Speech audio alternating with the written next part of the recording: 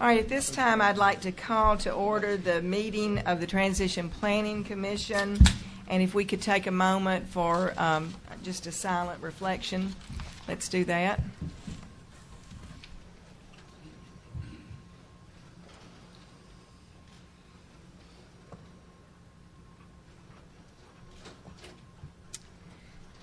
All right, you have the minutes. They were mailed to you, and you've had time to review them. So do I have a motion to approve the minutes? Is there a second? Second. Is there any discussion? Yes. Kenya? So I still have a question about the attendance because it's marking Mayor McDonald and myself absent for the last meeting. So you were present really okay, so we might, what you're suggesting then is that we move you to present, but showing that you were conferenced in. Okay. I think that we could probably accommodate that. I'd also like to mention to you that there was a very good exchange of question and answers. All of that information is not included in the minutes, but I do want to remind you that the website does have the recorded meetings up, so you can hear them there, and members of the community can hear them there. But to simply go over all of the question and answers would have been a bit cumbersome at this point. Hearing no other corrections, any other corrections to the minutes? All in favor of their approval, please say aye. Aye. All opposed, say no. The ayes have it, and the minutes are approved.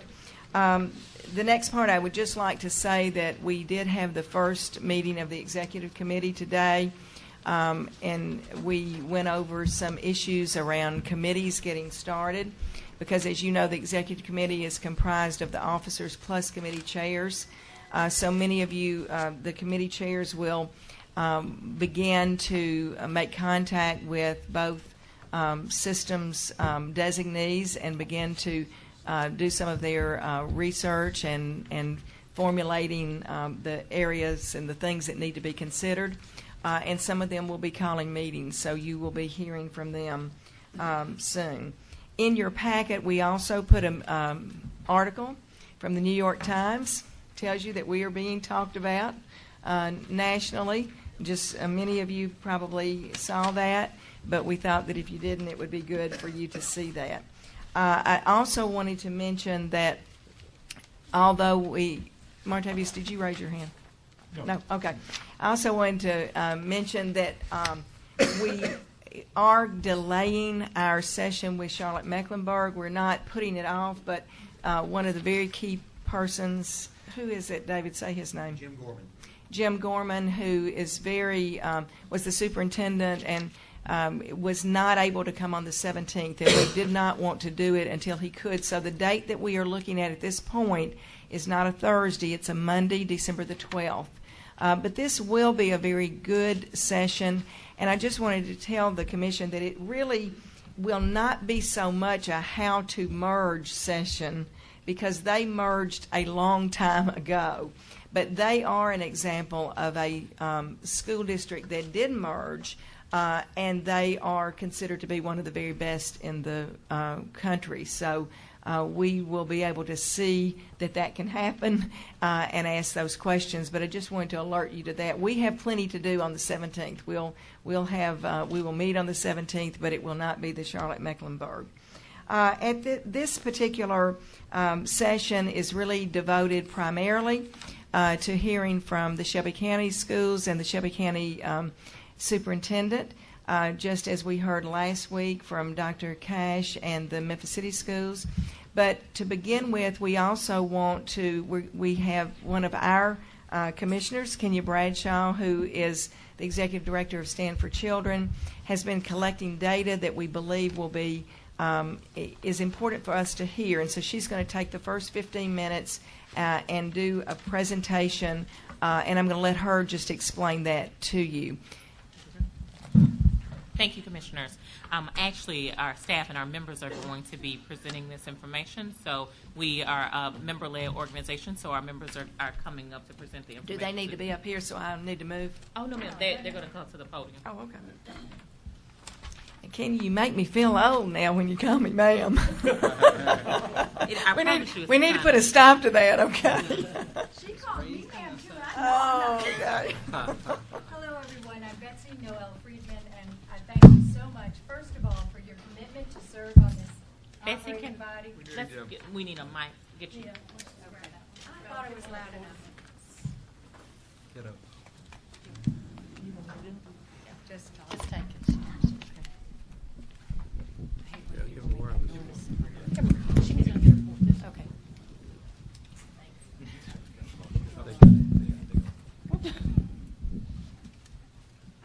Get out of the light.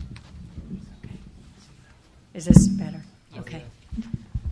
Hello, I'm Betsy Noel Friedman, and I want to thank you all, first of all, for your commitment to serving on this board and the amount of time it's taking up, and for the great service that you're providing to all of us. I also want to thank you for providing Stand for Children the opportunity to speak with you tonight. You know, like you, Stand for Children is actively engaging in the search for answers to the overarching question, when it comes to education, what's best for all children in Shelby County. So I'm going to tell you a little bit about who we are and how we do our work. We're a grassroots advocacy organization that works to organize the community's collective capacity to create a political voice for children and lasting changes, hopefully for the better, in our school system. As a local affiliate of one of the leading national educational advocacy organizations, we bring a wealth of knowledge and expertise from around the country to effectively engage the community to advocate for local, district, and statewide policies that improve the outcomes for all of our children. Our local chapter consists of almost 700 dues-paying members, representative of over 35 school and community teams across 70 zip codes in the Mid-South area. Our chapter has over 5,700 contacts, people we can press a button and send an email to, in the Mid-South area, and 17,000 in the contacts statewide. Our chapter of Stand for Children, since May of 2010, has helped to mediate countless concerns of parents and teachers with the district, staffing, academics, overcrowding, and other similar issues. We've fought to ensure funding for our schools. We've helped to vet the MCS academic plan and budget. We helped to secure and continue to assist in the implementation of the Teacher Effectiveness Initiative grant from the Gates Foundation. We've provided 250 individuals the opportunity to participate in education study circles. These are 5-week education to action programs, and a combined total of 21 individuals have been trained as education study facilitators. Our Stand for Children Leadership Center has offered the public over 75 different educational opportunities, and in total, 2,500 people have attended our events and remain updated contacts looking for our organizational messaging and outreach. Our educational outreach continues around issues like the Achievement School District, consolidation, budget issues, the state's waiver application, and the Teacher Effectiveness Initiative. These issues were imperative to us even before the referendum, and we didn't take a stand on consolidation. We didn't take an organizational position. Rather, we tried to offer educational forums that presented both sides of the issue so that the community could make up their mind what might be best for all children. Additionally, 4 of the 7 new Shelby County Unified School Board member appointments were directly supported by STAND, and 2 of the 7 members are Stand for Children parents.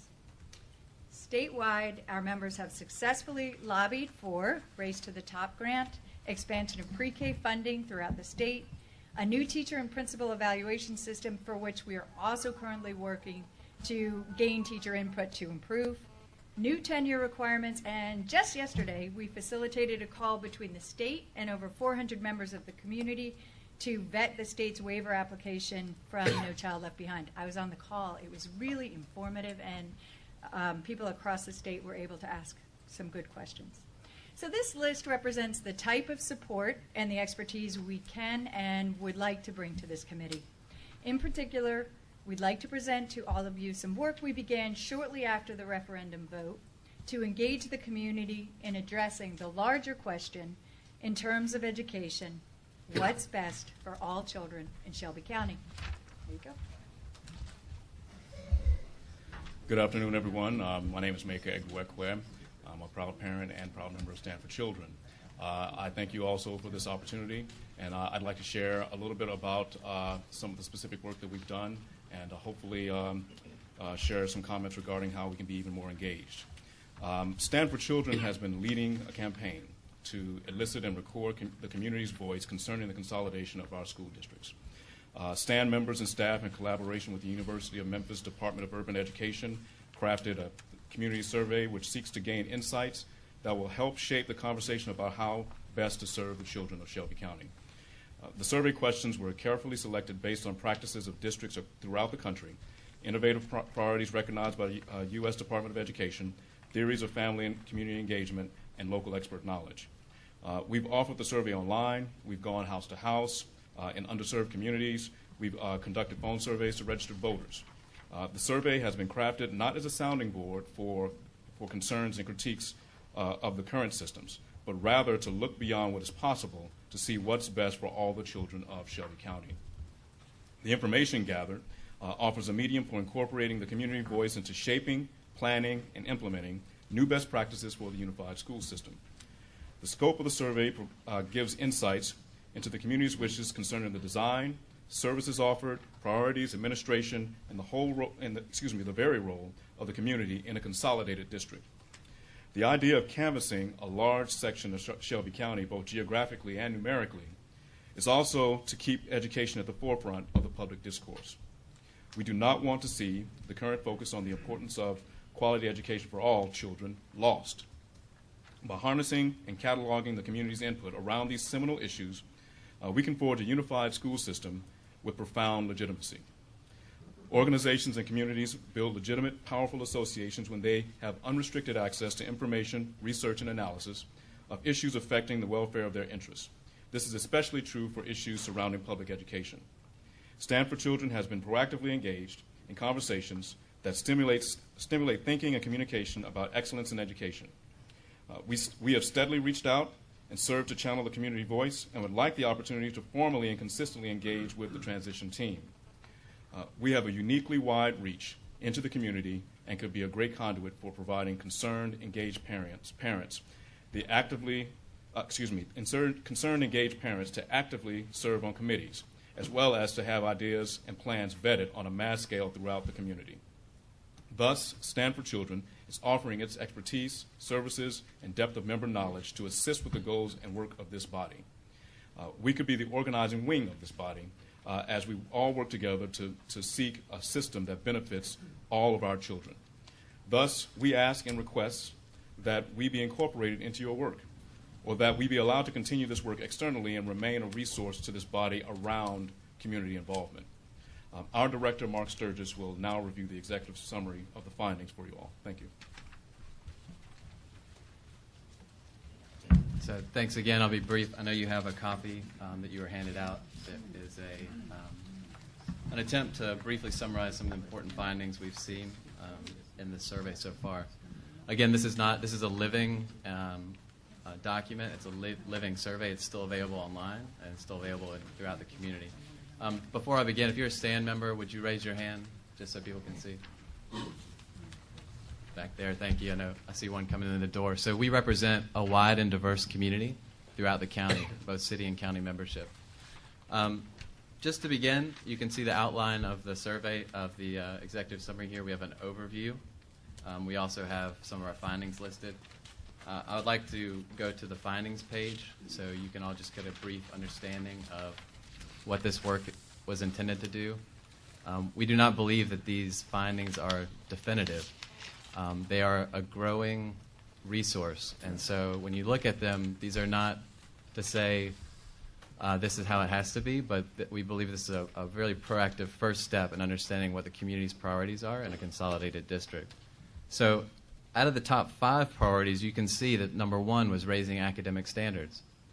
We have heard from many parents across both districts that preparing our students for 21st century workforce and for a career and college readiness is very important. Currently, if we look at statistics across both county districts, only 5% of students, 4 to 5% of students in Memphis city schools are deemed college ready, and only 25% in the county are deemed college ready based on the ACT college readiness indicators. So we have a lot of work to do across the board. Number 2 is improving school buildings, school environment, and school safety. And you can read, 3, one thing that we find very informative and very hopeful is that there's a real demand in the community to improve family and community engagement across the board, something that we try to do on a daily basis, and something that we believe we can help this committee also with. So, and number 4, improving early learning opportunities. And this question was also attached in the survey to a funding question, which found that a majority of respondents would be willing to see tax increases to provide early learning opportunities.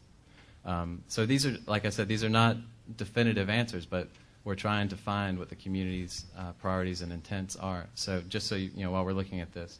And number 5 on this list, there were a lot of close fifth position priorities, and they all relate to closing achievement gaps, turning around our lowest performing schools, and improving the effectiveness and distribution of our best teachers and principals, something that the state has already aligned and the districts have already aligned a lot of our goals to in the Race to the Top application. There's a brief outline of these are 16 priorities that were set by the Federal Department of Education and are also aligned with funding opportunities. So we don't want to be just critical and nebulous about what we're asking this body to talk about and come to terms with. These have funding behind them and are very solution-oriented conversations that could begin. The rest of the survey, and you have an appendix of all the survey questions in Appendix A. But the rest of the survey questions kind of relate to several categories, including academic offerings, operation and design, and policy. And those are listed there before you. So you can take a look at that. There's some really interesting questions that we asked that have provided some really clear answers about some directions this body could take and discuss. So we want to provide this for a resource for you all, and it's a standing service. It's still on. We have a website called puteducationfirst.org where this survey is housed, as well as commentary from parents both in the city and the county are there on video for people to check out.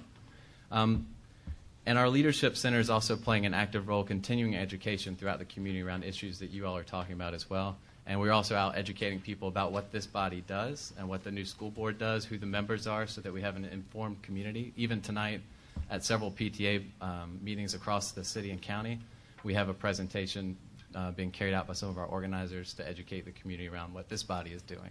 So we are out there every day throughout the city and county working to educate our community. So our proposal, and you can see it's pretty clear, is that we ask to be included in the work of this committee through the active engagement and education of the community around the work of the Transition Committee. We can help facilitate this through the use of our survey, our microsite, which we would make available to this committee, our educational services and trainings, and our community organizing expertise. So I hope this work finds you all well, and it's informative. There's a snapshot of the microsite we've created in Appendix B, so you can check that out. And if this is something we want to pursue, the survey, please take it out to your communities, your listservs. So the more knowledge we can have from our community, the better decisions we can make. Thank you. And if you have any questions, I'll be glad to field any of those. I don't want to take too much of your time tonight. Thank you very, very much. And thank you, Kenya. And your staff was very informative, plus they were very much prompt and on time and kept up with that. Thank you very much. And if you could be sure I have one of those, because I don't think I got that. As you know, we all have talked a great deal about the community engagement, and this is something that has happened that we didn't even know about. So it's very good to look at this. And what I would suggest to you is that we're not going to overlook this, but this can be something that will be on our agenda next week to discuss when we, as we've done in other presentations when we have time. So thank you very, very much. And thank you all again. I don't think we're that surprised by those top priorities, really. Kenya, do you have anything else to say before we? I just wanted to just elaborate briefly around the community engagement piece. Is much more than just going out and just engaging members of the community to buy into this process. It's also including them on subcommittees and getting content expertise and having parents being a part of those processes. And so we're just wanting to extend our organizational expertise to helping facilitate that. So as committee chairman, if you all would need assistance on that, we would be more than willing to provide that support to you. And perhaps, again, when we meet again, you can be more specific about some of the things that you have, and certainly making use of your website and your survey is very good. Thank you very much. Okay, Mr. Atkin? Yes, ma'am. Where are you? There you are, tall, standing up there, about to reach the ceiling. Okay, we're just very pleased to have the superintendent of the Shelby County Schools to present to us this week. We've had a very good session last week, and I think that for me it is just very heartening to know the hard work that is going on in all corners of this community. And these are the kinds of things, learning about what's going on inside the systems, as well as learning the kind of information that's being collected in surveys with individuals that are outside the system. These are all things that will inform us as we go forward in this work, and this is the reason that we're spending so much time in this learning mode. So, Mr. Atkin, if you will do the introductions for your own staff, then I'm going to slip out of here and find me a seat at the end of the table, and when we're through, we'll have question and answer, okay?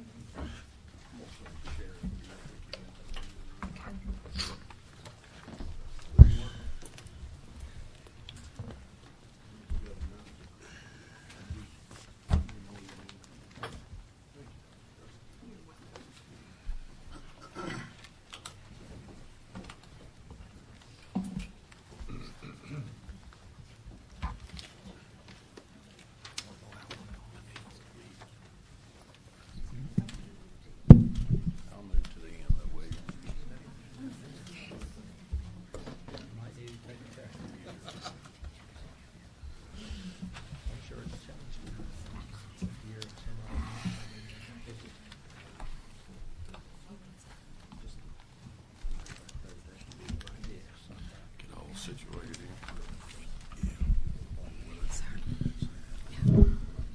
we good? Don't say anything bad. We're live over here.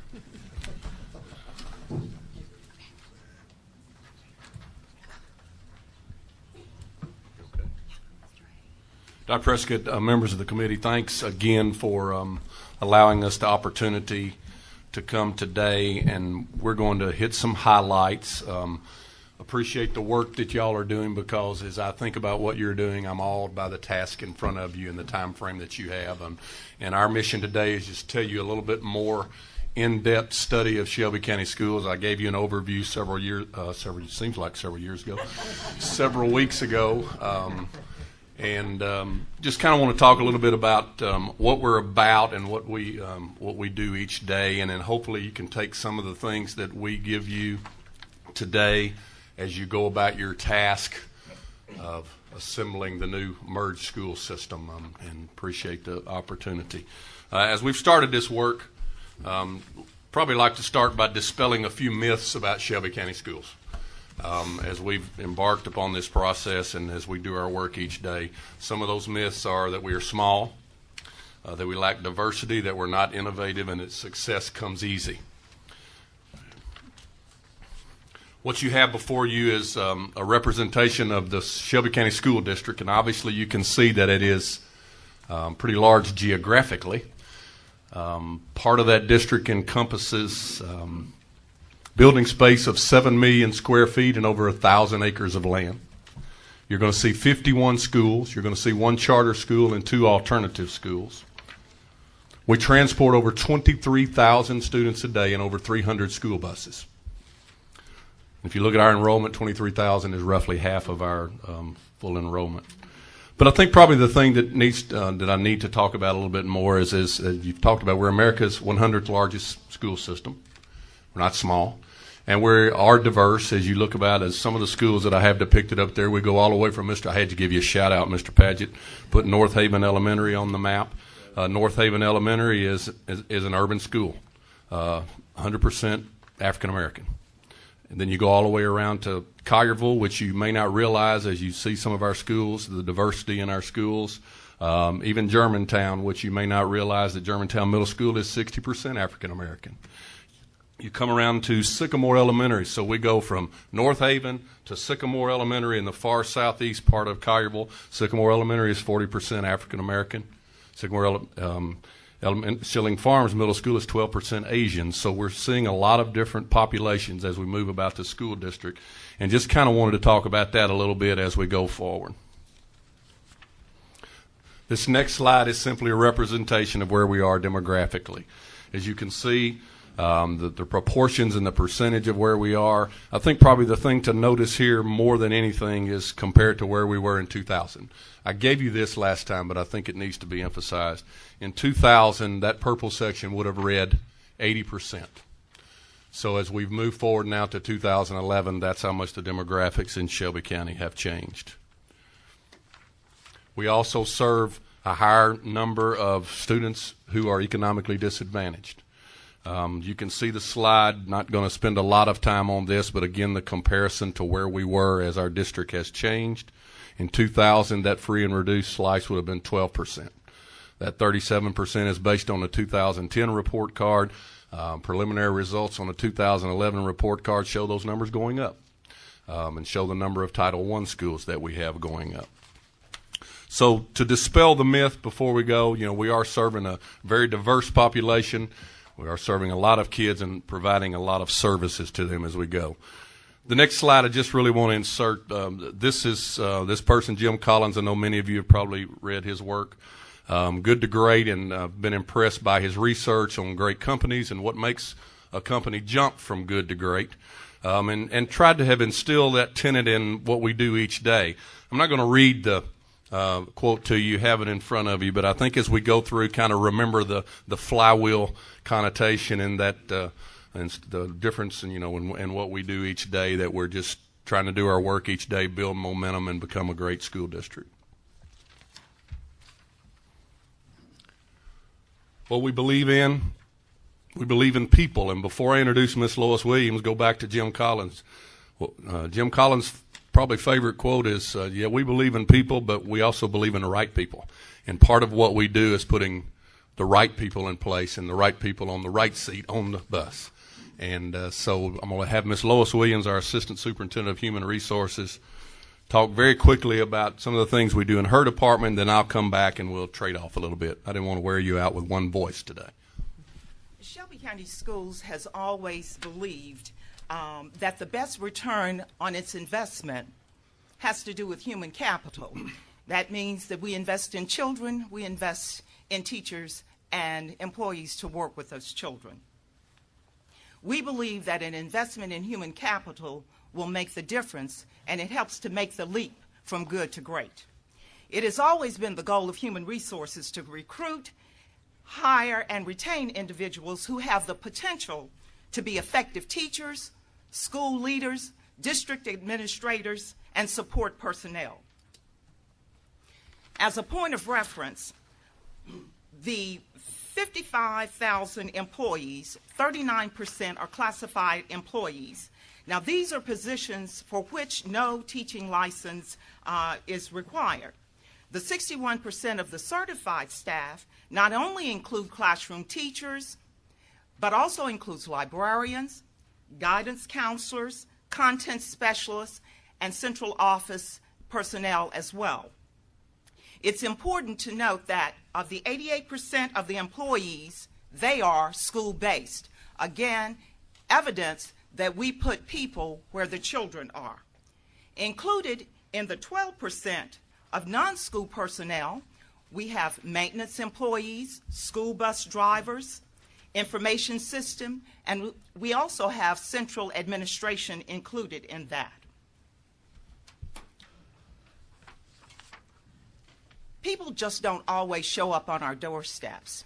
We go out and we look for the best. And so one point that all of us in this room will agree upon is that every student in every school deserves an effective teacher. And we believe that they need an effective teacher every year of their school career. We know that great teachers must be intellectually curious, they have to be collaborative, they must be reflective, they also must be coachable. We also believe that great teachers are committed to high performance, not only for the students, but for themselves. We certainly believe that all effective teachers must be content competent, but they also must be culturally sensitive and culturally competent as well.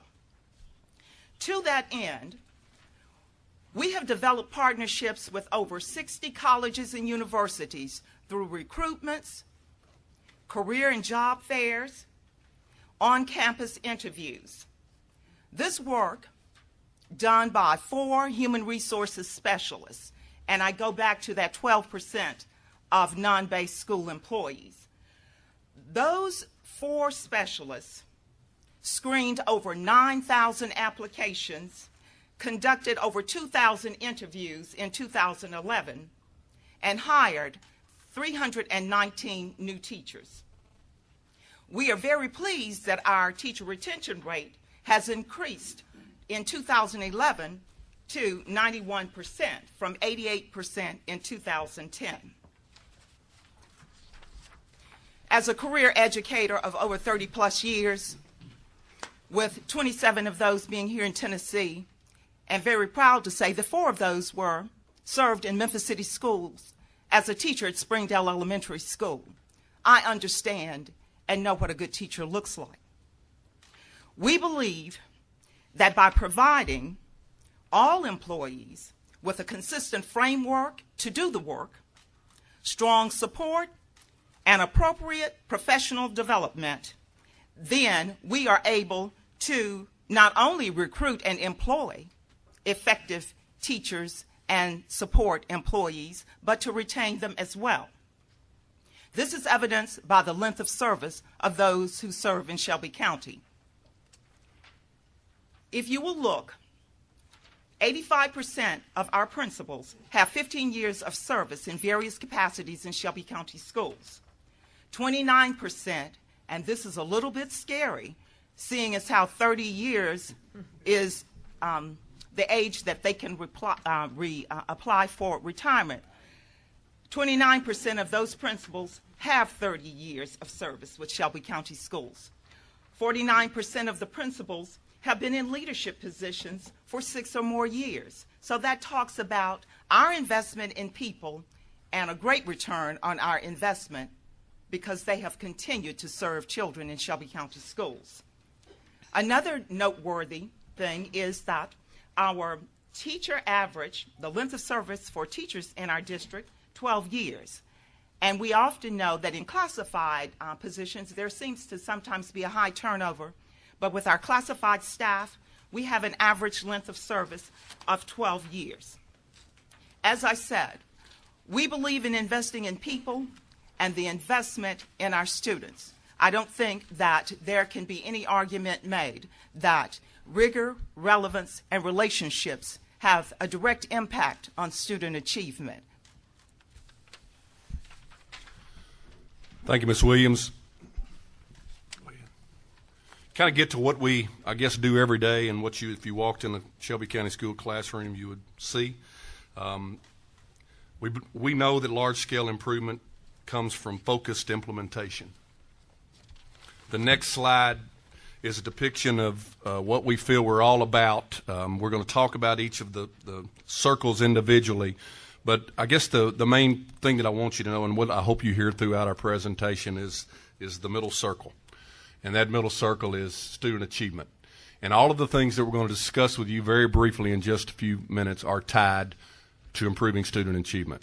And the focus of Shelby County Schools has been that way as long as I can remember. Dr. Fred, Mr. Holden, you were in it much before I was. This is now my 29th year in Shelby County Schools. So what we believe in is putting those good teachers, good leaders out there, but get the work down to the kids, which is the most important part of what we do. We believe in focused implementation on curriculum standards. You're going to hear a lot, if you have not already, about Common Core. Standards have increased from the last 2 years. This is a national push for national common standards. Common Core standards, to put simply, are fewer of them, a higher standard, and deeper implementation. I'm extremely proud of Mr. Stevens and his staff of curriculum who saw this push for national standards coming a couple of years ago, and they've done some great work on what we call in Shelby County power standards. And what they've done is pulled together a committee, and that's worked out through teachers, and that is being implemented in our schools now as we push toward the Common Core standards in the future, near future. But they are already well underway, and our teachers and leaders have bought into that work, and we feel like we are prepared for that day when it happens. What you may or may not know is all assessments that we do will become, hopefully, online. It was predicted at first 2013-14 would be the implementation of tests such as what used to be called the Gateway Test, when you may have referred the end of course test, the TCAP test. We received word from the commissioner last week that he wants to do a pilot implementation of what we call the PARC, Partnership for Assessment of Readiness for College and Careers, and that will start in 2012 and 13. Fortunately, we feel we are prepared for that. We have over 23,000 student computers in our schools. Our infrastructure has been increased. So when that day comes, we feel like we're going to be ready for that when we do all assessments online. Next slide, we believe in focused implementation of leadership. As I mentioned before, a teacher is important, but we need good principals and the leaders in the schools who can nurture and instruct those teachers.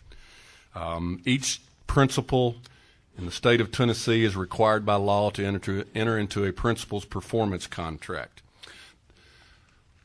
I tried to take it a step further this year and tried to emphasize a few things with our principals, but the one non-negotiable that I entered with my principals is each one of them had to submit an agreed-upon strategy for reducing the achievement gap. As we move forward, achievement gap, you're going to hear a lot, and I was especially proud when the commissioner, who will submit a waiver to the U.S. Department of Education and the federal government next week asking for a waiver from some of the standards for No Child Left Behind. He has put a very long section in there talking about the achievement gap, not only between minority and non-minority, but from special ed and non-special ed, from economically disadvantaged and non-economically disadvantaged, from ESL and non-ESL. So part of what I asked our principals to do was make sure that we are addressing that as we go forward, since it is so important. Also believe in a focused implementation, obviously, on teaching. You've heard a lot from Ms. Williams. You see the first bullet point up there. It's called standards-based. Our curriculum, everywhere you go, our curriculum is going to be standards-based, not textbook-driven. That's a difference probably from what we talked about, or I went through when we may have all gone to school. But if you walk into a Shelby County Schools classroom, you better see standards-based curriculum going on. You're going to see it in different models. The other bullet points that you see up here refer to our Department of Exceptional Children.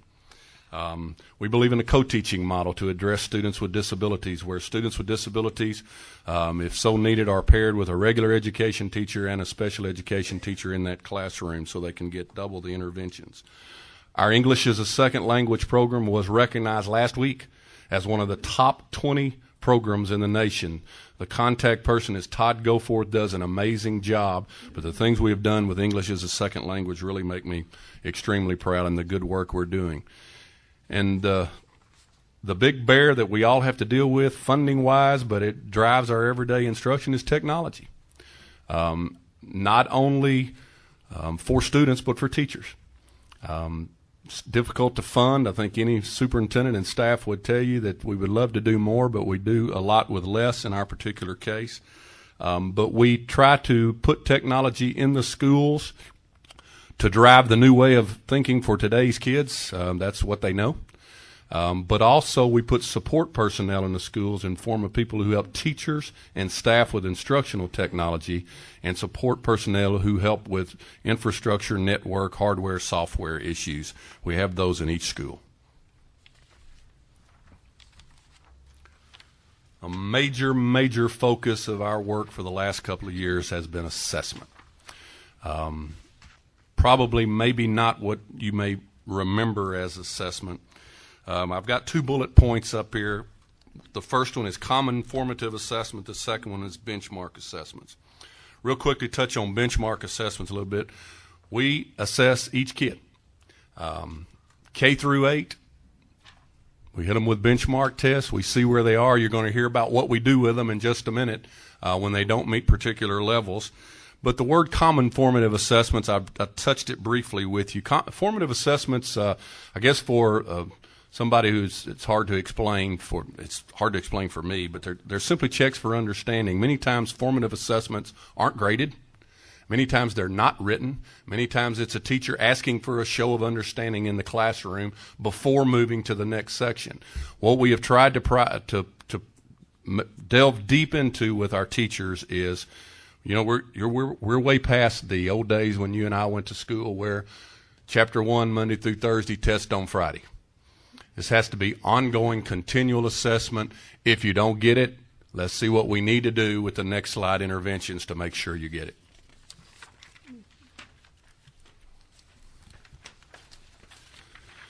Do a lot of interventions, and interventions, as you're going to see through this slide, are academic.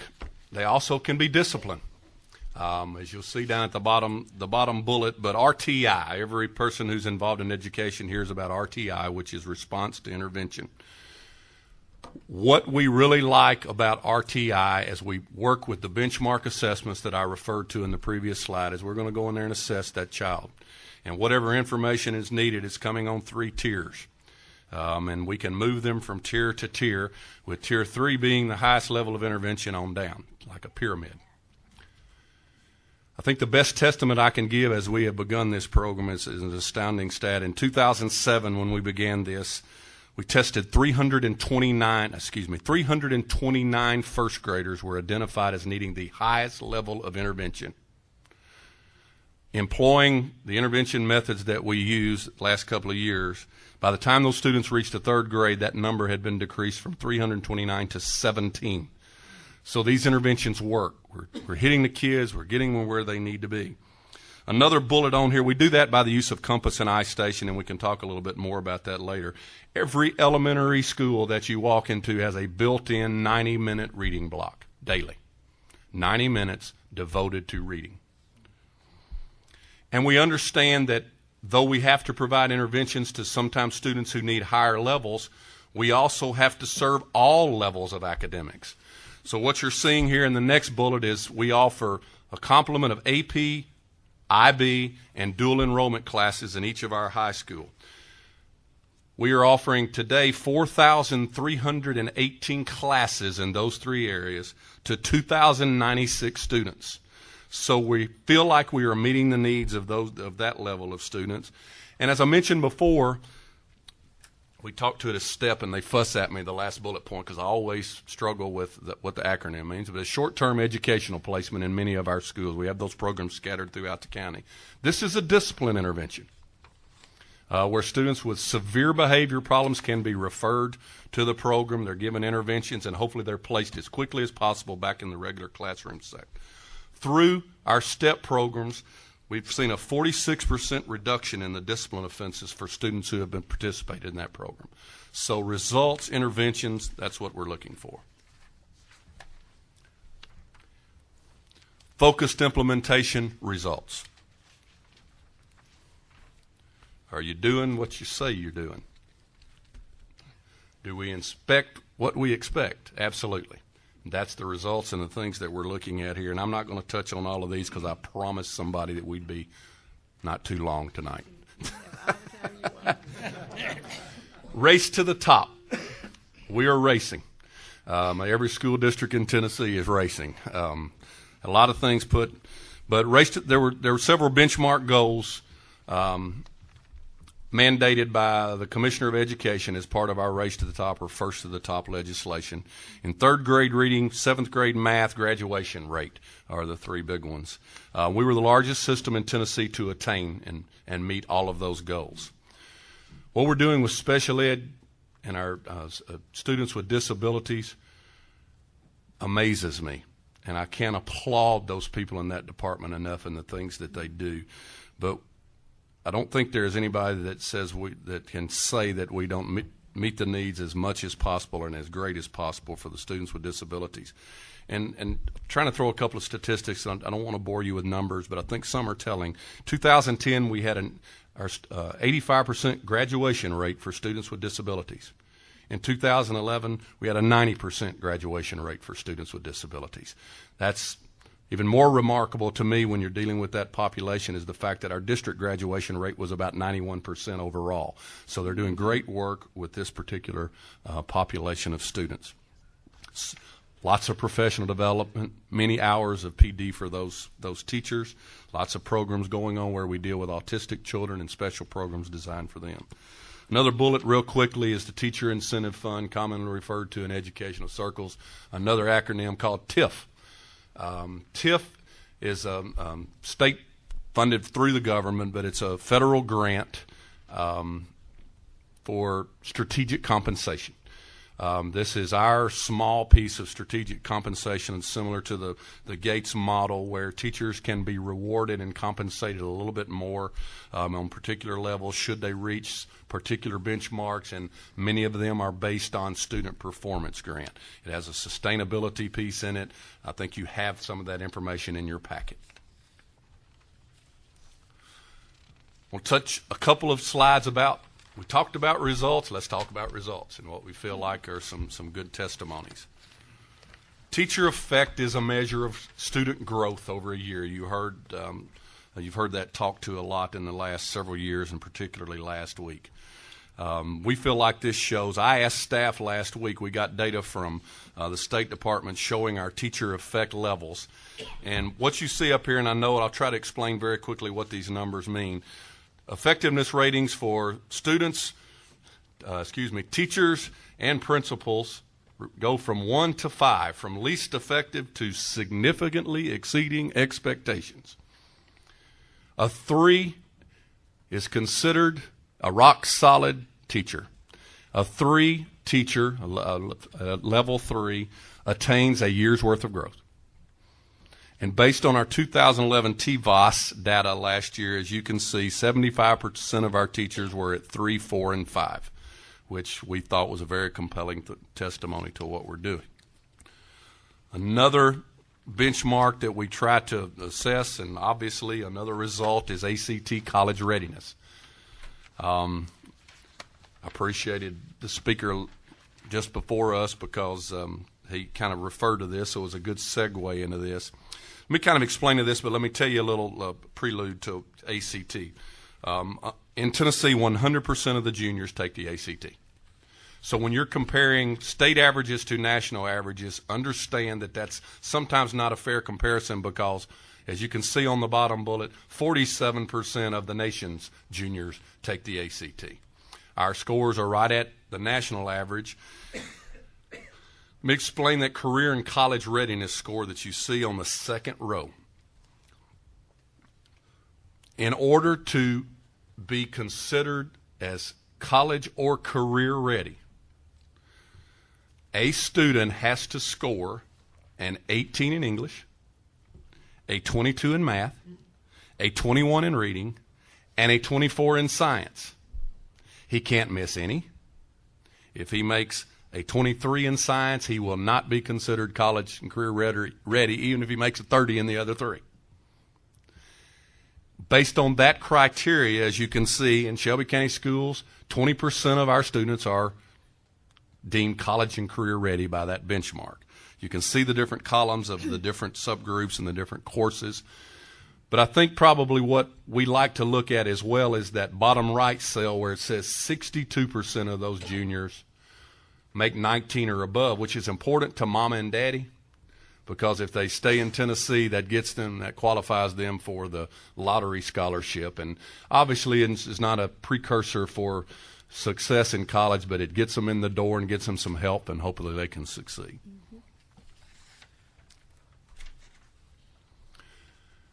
I'm going to try to do a real quick shift and let Laura Link come over here. Laura Link, who is our Director of Professional Development. You okay? I don't know if it'll read. You got one? And then David Stevens, who's our Assistant Superintendent of Curriculum Instruction, are going to take you through the next few slides. Thank you, Mr. Akin. I know the statement in front of you seems bold, but simply for the last 30 years, our profession has shifted their focus. For a good long time, the focus has been on the art of teaching, and in the last 30 years, with lots of systematic study about effective teaching, it's shifted to the science of teaching. And in the 80s, there was a universal understanding that indeed that effective teacher, that high-quality teacher, has a direct impact on student achievement. 1996, Charlotte Danielson gave us some very important work. She created the framework for effective teaching. And that framework certainly undergirds much of the progressive evaluations that we have today, even ours that I'll be sharing with you in just a little bit. But there are 4 domains that Ms. Danielson has in her framework, and they are planning, environment, instruction, and professional standards. And I invite you just to keep those in mind as we move forward when I introduce our model of team. We also know to have those effective teaching, we've got to have continuous improvement. In order to have that, we've got to have a way of measuring that. Specifically, in 1999, Lowell Milken of the Milken Foundation had created TAP, which is a system for teacher and student advancement. And what it did was not just simply look at teacher evaluation and teacher effectiveness. It created for us a framework of comprehensive school reform, highlighting the growth and coaching of teachers. And there's 2 research full summaries that are in your left side of your packet, but I'd like to bring your attention to some findings, recent findings as late as or early as just last month, October of 2011. The first bullet, a TAP research finding provides, is that TAP serves schools with high-need student populations. Third down, TAP teachers show growth over time in their quality of instruction. And lastly, teachers and principals report high levels of support. A year prior to that research study, the National Institute for Effective Excellence in Teaching in August of 2010 brought us this study as they went to TAP schools. Second bullet down, TAP classroom evaluations are aligned with value-added student achievement, which is our focus here and has been in Tennessee and in Shelby County. Third down, TAP teachers become more effective over time. And you might be asking, why are you highlighting the work of TAP? Well, as you look at our next slide, TEAM has great roots in TAP. TEAM is an outgrowth of our TAP model. And I've got this slide here for you to see just a side-by-side that our TEAM is very closely aligned with the elements of TAP. Now, the state has provided us great guidance and support, but for Shelby County Schools, we had gone and studied TAP schools, went to TAP Institute, and we wanted to make sure that we were as closely aligned with the most effective programmatic approach as TAP has. So what we have, for example, you'll see one difference, the TAP approach as a master teacher support. That is not something that the state provides or even has asked of us, but we have our own PIT crew, which is a performance improvement team that we have in place, and I will explain that for you a little bit more a little later. A breakdown of our evaluation scores in TEAM are, as you see in front of you. The qualitative portion is 50%, and if you can see next to it again, that Charlotte Danielson 4 domains is evident once again, that planning, instruction, environment, and professionalism. Teachers also, in that quantitative 50%, get to select their achievement measure, 15% of the 50. And they also have a 35% value-added achievement measure as well. We do have 2 different those to evaluate. That's our professional teachers and our apprentice teachers.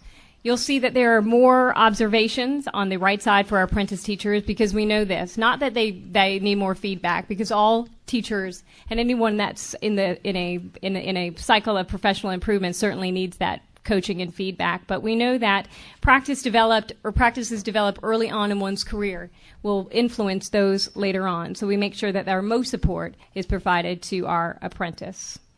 And you can see in the next slide is our professional teacher workforce as opposed to our novices or apprentice. And our total evaluations are also in your upper right for our planning, again, instruction, environment, and even our summative conferences. To date, as we are in the throes of evaluation, we've completed over 3,000 observations. And with some new policy that the commissioner has shared with us as of literally last week, that we're going to be streamlining our observations efforts as well. Of those 3,000 observations accomplished, which were primarily planning, which is the first step for both our apprentice and professional teachers, you can see that the evidence is bearing out that a large majority of our teachers are scoring at or above expectations. And that's important because we certainly need to keep and maintain and advance their knowledge and skills. So we put in place some professional growth resources that we're very proud of, some programmatic resources. First up, you'll see there's my learning plan. It's a system to manage and monitor PD. And when I mention PD, we're talking about professional development. We've had this in place for 3 years, and it's a very user-friendly, familiar place that teachers are certainly familiar with to enroll in classes, house classes, transcripts, and even our district calendar. 2 years ago, we partnered with PD360, and that's the world's largest proven on-demand professional development network. It houses 3,000 classes. These classes are videoed classes that are that highlight not just thought leaders talking about practice and theoretical, but it drills down into the classes, and you can see teachers actually in the throes of the work. It is a 24/7 access, and teachers can access this learning asynchronously, so it's not something that they've got to wait for a certain particular day or time to tap into. Very excitedly, which we're very proud of, is that we have incorporated into this kind of triumvirate of PD is Oasis. We are the first in Tennessee to pair all of these professional development programs together, and we've created this from the ground up with My Learning Plan. It is the evaluation arm of My Learning Plan, and it's linked right now directly to the Tennessee Department of Education database. We have been sharing data for many months, and we're the only district in the state of Tennessee that can and has the capabilities of doing that. Even more proudly is that we're the first in the nation with utilizing Oasis and these other program resources. We've created something called the Learning Loop. And what this is that when an evaluator finds an area of specific refinement or need for a particular teacher, he or she literally checks a button inside Oasis. And what we have done, and we've poured hours over this type of alignment, there are recommended courses of study that come up instantaneously that link you to PD360 and traditional classes. And it's not something that is not just words on a screen. It's a teacher that is relative to their district and their work tailored to their specific needs. And again, we are the first in the nation to have that. Now, we know that support individually is very important, but we know that we must encapsulate support through a more collective effort. For the last 3 years, we have been engaged in what we call our PLC process, which is a professional learning communities process. And if you are unfamiliar with the term PLC, here's a very good working definition.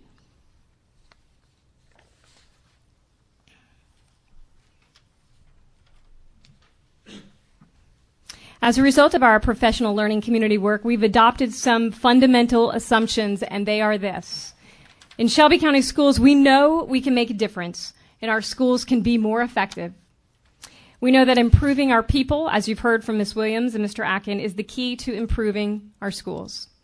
We also know that significant improvement will impact teaching and learning. And there are 3 big ideas.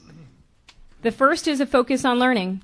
We know that we can have teachers teaching all day long, bell to bell, but we have to ensure that students are learning. In addition, the second big idea is collaboration. That day of the lone wolf is certainly over, even in our high schools. And also that we've got to focus on results. And we often talk about that bottom line, those student results, but we have to start looking at the adult results as well. We know that if the students are more accountable than the adults in our buildings, something's not right. Very proudly, again with our PLC effort, 100% of our schools have accomplished this. We have now schedules conducive in every school to teacher collaboration. for collaborative planning and that large-scale intervention that they plan on an ongoing way. We've created professional development plans that are aligned to our PLC goals. Administrative teams attended PLC Institutes and or they have been the recipients of PLC Institute coaching. They've all received PLC text resources, and every teacher in every grade level, in every corner of one of our schools, are creating common formative assessments so we can be as predictive as possible and make those informed instructional adjustments before it's time to test. And also, we know that we've got to have layered support for this ongoing learning, and it can't just simply be those programs that I shared with you. It's got to be people. So we put together some human capital, and we've got 3 teacher teams that, again, we're very proud of. The first, we call them our PIT crew. They're our performance improvement team, and they are teachers with some wonderful high value added scores, and there's 10 of them. And they have they're classroom released, student released. They're trained by the New Teacher Center. They work specifically to prepare, support, and evaluate our teachers, partners with principals, and we hold these 10 to a very high standard. They have to design, they've got to teach during new teacher induction, and for us, new teacher induction is a 2-year effort. It's not just a 3-day event, and they must be leaders of their peers. And they come at a nominal cost, these 10. It's their salary plus $3,000 in addition is a stipend. We also have learning coaches, and these are our school-based master mentors, but they're not the mentors of old. They're not just simply buddies. It is very intentional coaching. We've got 143 of them, and a good deal of them provide one-on-one ratio support to our identified and high-need schools. They ensure 70 hours of research-based support. There's a curriculum guide that we have for them, so they're not just having an unwieldy and inconsistent approach to how we grow our teachers. And again, we believe that the result and the work of these learning coaches has certainly influenced that 91% teacher retention rate, which is part of their work. They also come at a nominal cost. There is their salary plus $2,000 annual stipend. We had indeed, as I had told you, we had just finished our 3,000 planning observations, and what we had found was that a lot of our teachers and principals found that assessment work is something that they would like to continue to grow in. As a result of that, we have developed 52 formative assessment trainers, and they are really school-based assessment coaches. They help our teachers grow in their formative instructional practices and simply teach them the difference that assessment is not the same as evaluation. And their cost, too, is phenomenal. It's their salary plus $2,000 stipend. And, of course, in addition to teacher support, we know that we must grow our administrators. So we have a wonderful leadership support programs that David Stevens is going to share with you now. Thank you, Ms. Link. One of the things that we believe in Shelby County is focus on people is our priority. We've looked at a lot of things, and one of the things that I've always lived by is that if we want to improve our schools, we can do it one of 2 ways. We can either hire better teachers or improve the ones we have. One of the things we've looked at as far as teacher improvement, it is going to take a qualified leader in every building, from an assistant principal to all the support that we have. These are some of the things that we have in place with Shelby County. Our Expiring Administrators Academy and Scholars Program is a developmental program for our future administrators. This is open to teachers across our district where we come in and we train these folks and give them the opportunities that they need to grow in the profession. The other thing we look at is our principal mentorship. We take our new principals and we pair them, and this is a research-based practice where they are working with an experienced principal, as Ms. Williams spoke to. Many of our principals have many years of service and a wealth of information, so we pair them, and this is not just a one-time meet or call them on the phone, how are you doing? It's an intensive, focused way of working with our principals. Our Fellows Program, this is a partnership that we have with the University of Memphis. What this is a program for our assistant principals that are looking to move into the principalship. This is an intensive, they are pulled out, they shadow principals. It's a year-long program, very effective. When I was a high school principal, I had some of the fellows come in and spend time with me. And it's a very, very good opportunity for those folks to get the experience that they need. Also, at the end of the year, we have a leadership retreat. And this is year-end professional development for all administrators across the district. From central office to school, the entire thing. We have some of the top thought leaders from around the country come in and work with us. In fact, this past summer and fall, we had Doc Brown come in and talk about cultural competency. How do we shorten that achievement gap? and it was a wonderful time. Dr. Todd Whitaker from Indiana State University the year before came in and spent time. And it also gives us time to do collaboration among principals and also from feeder schools, where they have time to sit and work with their feeder schools and look at those feeder patterns and make sure our practices are aligned across our district. As we've talked a little bit about teacher evaluation, now we're going to speak some to principal evaluation. And again, we believe in principal improvement. That's what this model is geared toward. It is part of the First to the Top initiative, and we want to talk just a little bit about how this works, that every principal and assistant principal in our district will be visited twice by administrative staff. When we look at the percentages of what goes into this effectiveness rating, 35% is that observation. Those 2 times you go out and sit with that principal, that is going to give you 35%, and that's based on the TILS rubric. That's the Tennessee Instructional Leadership Standards that we are working with. 15% is the fidelity of the teacher evaluation. How well are they doing these evaluations? Is there a consistency between the teacher's effectiveness rating and to what you're seeing with them as you are evaluating them? 35% is school-wide growth. That's value added. And then the other 15% is another achievement measure that you can look at for that piece. And again, as Mr. Acton spoke to, and I want to just show you this graphically, that the effectiveness range for teachers and principals and assistant principals goes from significantly below all the way to significantly above. And again, if someone is at a level 3, we consider that a rock-solid principal or a rock-solid teacher. This kind of shows the process from a self-reflection to a mentoring program, and again, this was put in by the state. We really feel good about our mentoring program that we have had for the last 2 years, where it's a very intentional program. The observation and conferences, there's a survey component that I will speak to in just 1 minute, and then the summative conference at the end where we sit down with that principal and we work with them and look at how they have done. Let's look at our approach in Shelby County. Superintendent has charged me to lead this effort, and what he has done is we have our executive staff and curriculum directors that will evaluate principals. One component is a research-based survey, and this is through Vanderbilt Assessment of Leadership and Education. It's a VALED survey. We will do this survey for every one of our principals and all the teachers in the building and any other administrative staff that they have that are above them or with them. Will fill this survey out so we can get that stakeholder input and teachers to see how do they feel about the leadership ability of their principal. Also, we will be conducting 208 principal visits this year. This is a big task with teacher evaluation. We will be working with all of our principals. Principals are charged with evaluating their assistant principals. Again, as Mr. Atkins spoke to, the principal's performance contract is a component of this. When we go out and meet, that's the first thing we do is sit down and look at the principal's performance contract, and we talk about that gap reduction. That's a non-negotiable. It is something that we have to look at. We want to come up with a plan.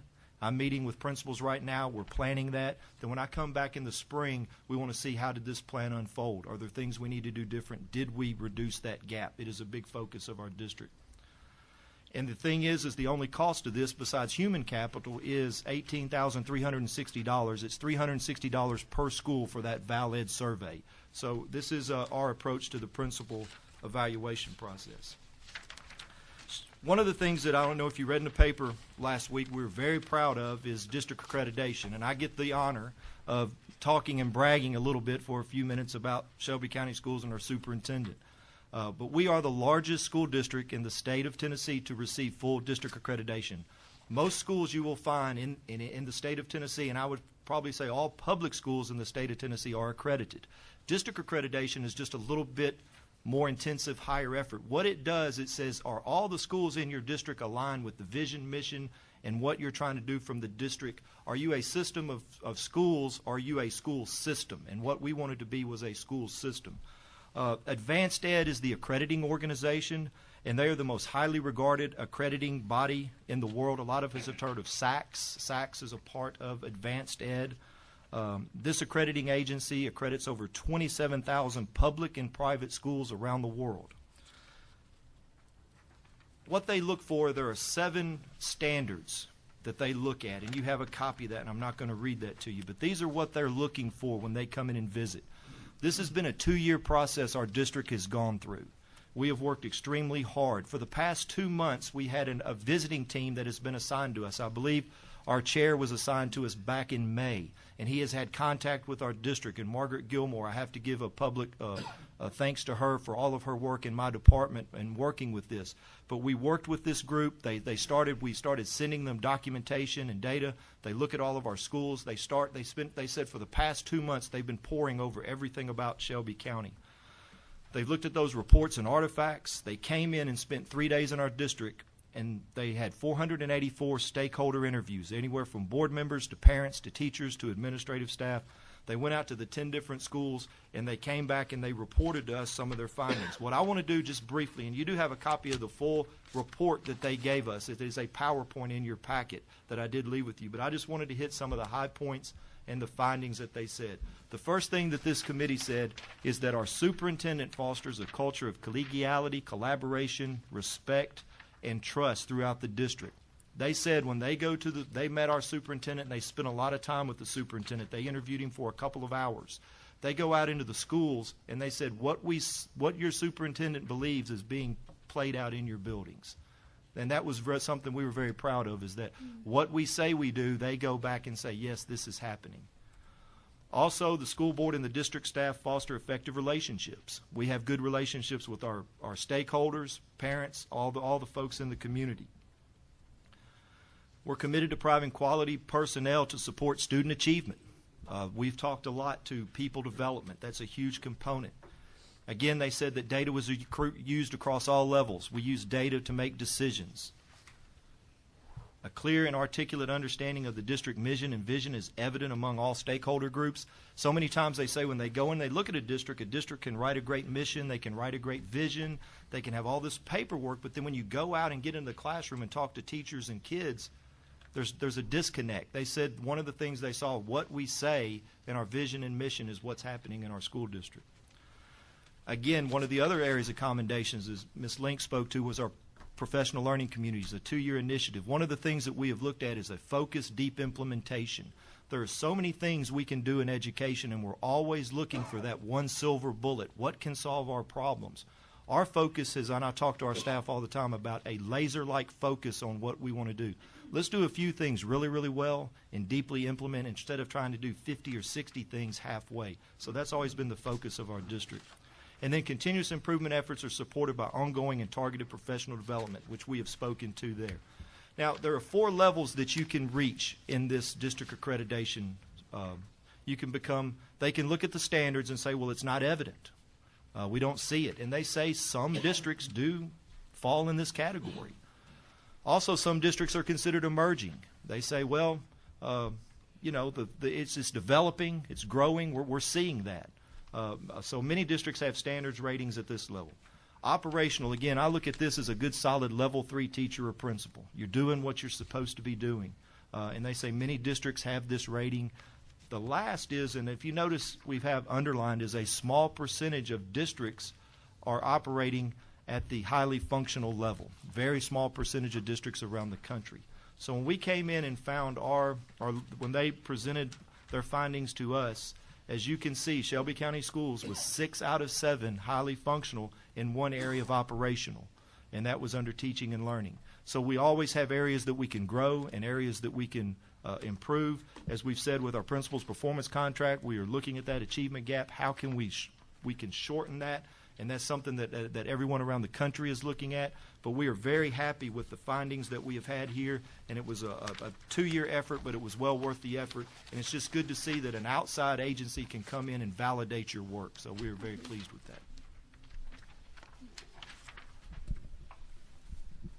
And I'll finish up. Y'all are hanging in there pretty good.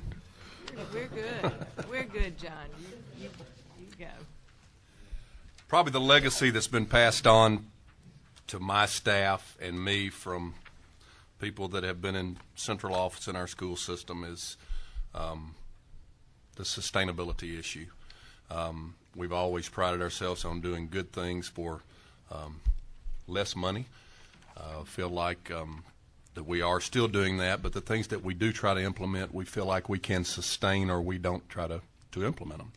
And we feel like we know the essential elements for sustainability. So my next slide, real quickly, what we feel like are essential elements: cost effectiveness, purposeful leadership, investment in people and professional growth, focused accountability, stakeholder support, and commitment to continuous improvement. And all of those elements that you have seen, and I hope you've seen in kind of what we presented previously, I don't want to ever lose sight of the fact that everything that we're doing is driving student achievement, and everything that we're doing is improving teachers and improving leaders and giving them tools to improve student learning. Real quick, what we kind of feel like, and maybe you'll ask for some data later, but a cost effectiveness, I'm going to give you some essential elements for cost effectiveness as far as the sustainability. You heard me talk about RTI, response through intervention, and the ways we do that. iStation, you see some cost associated with those programs. You see some cost associated with professional development. Some of those are funded, as you see, in general fund. Some of those are funded through our Race to the Top grant. Districts got varying amounts of Race to the Top money based on some formulas applying to economically disadvantaged students. The cost that you see there, I think the telling thing as we were doing this, and it's been a great exercise for us as we explore some of the things we do, especially during that accreditation process. It was nice to see the collaboration and good things happening and everybody buying into what we're doing. But those figures that you see, if you total those up, the $2.3 million a year, and that $2.3 million a year can touch every child and every teacher. So the sustainability factor with what we're doing with those programs, we feel like is a very cost-effective measure. One of the things we've always been proud of, and I know he's sitting here and I have to brag on him, Mike Simpson has carried on the legacy, but on time and under budget, Richard Holden. The graph that you see here are the last 3 elementary, middle, and high schools that we've built in Shelby County and the comparison of our construction cost to the regional average. And we're most proud of the one on the left, and that's the newest middle school, Elmore Park Middle School. And as you can see, we built Elmore Park Middle School construction cost of $91.63 a square foot. And I have to thank Mr. Holden and his predecessors who have passed on that down in the relationships that we have developed over the years of building quality, efficient, effective school buildings that serve the needs and still being good stewards of the taxpayer dollars. So those were just a couple of elements, and I go back, and I'm not going to read those to you. We're almost there. Hang in there. The essential elements that we feel like that help us sustain and will sustain going forward. And basically what we wanted to do is provide to you a little bit more in-depth snapshot with some data and some figures of what you're doing, of what we're doing here as you move forward. And the last one is before we open up with questions, and y'all promise me not too many before we get to that point. Fine. I think in summation, this is kind of what, when we look for things, this is what we're all about. Don't believe that more people, wealth, or things will make a community great. Greatness grows from people with dedication. And that's what my folks, and I feel like that we live and breathe that each day. Have to give credit to Lorraine Monroe, but a very telling quote. And that's kind of a quick snapshot of Shelby County Schools. And the next slide, I asked them if they'd delete it, but they did put it in there. Questions? Thank you, Mr. Atkin. Very well done, and congratulations, by the way, for the accreditation. That is fantastic. Always good to have that validation when you work so hard. If you don't mind calling on these commission members, and I'll just stay down here, if you can kind of manage the question and answer, John, I'd appreciate it. And so let's open it up now. With the commissioners to ask the questions that you would like to have answered. Okay, staff, y'all be ready. If I don't know it, I'm looking at you, okay? If you would just direct your questions to Mr. Atkin, he can handle this. Mr. Cates. Thanks. I had a couple, and congrats on the accreditation. Thank you. Staley, could you grab a mic, sure, if you don't mind?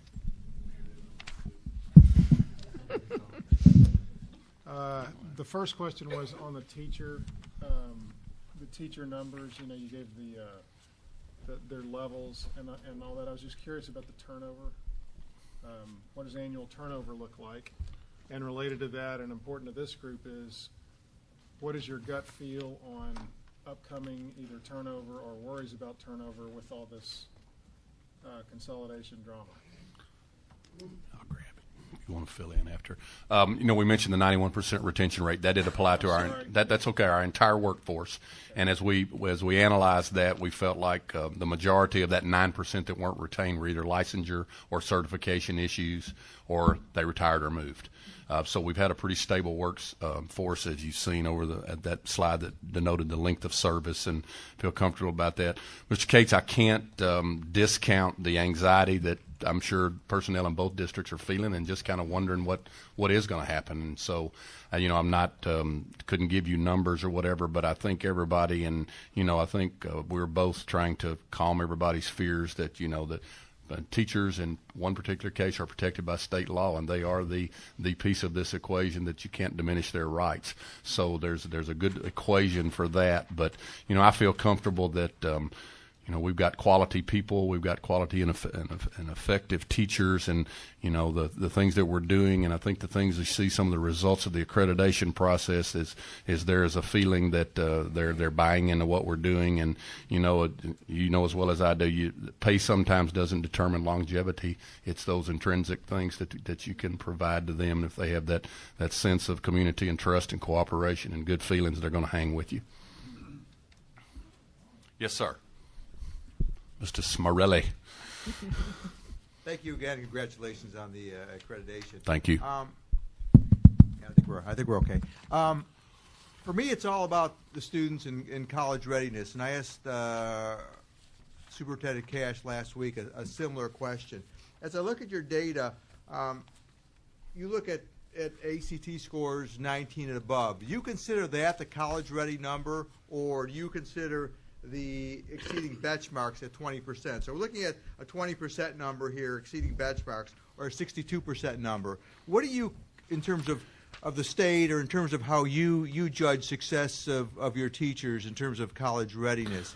If it's 62%, then I'm looking at over 2,000 students coming out of your district as college ready, 20, maybe 2,500. Again, I do these calculations, and they're ballpark kind of numbers. That's why you're a college president. Yeah, that's the problem with that. But or is that 20% number the number that sort of you look at as a benchmark of your success? I would obviously the 20% number. That's to me is a tough statistic to follow as you're determining college readiness, because of the fact that the way it's measured, and as I said a while ago, you could hit it in 3 areas, the benchmark score, and not hit it in another, and you're not in that 20%.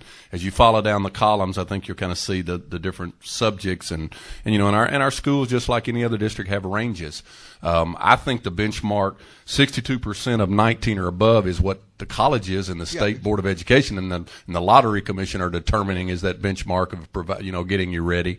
So I think that may be a more accurate benchmark for us, but I think we have programs in place, and we want to improve on what we have now. Our composite average is very close to the national average. Sure. I think that's a good benchmark. I think 20.7, 20.8 this past year, which is a little bit better indication of how we're preparing them. But I would put more stock in the 62% simply because it's 19 or above on that composite and everything, but we have some things in place that we're trying to improve that. I think that's the apples comparison. I think from last week, that's 62. I guess the other question there relative to that is that number 2,000 plus.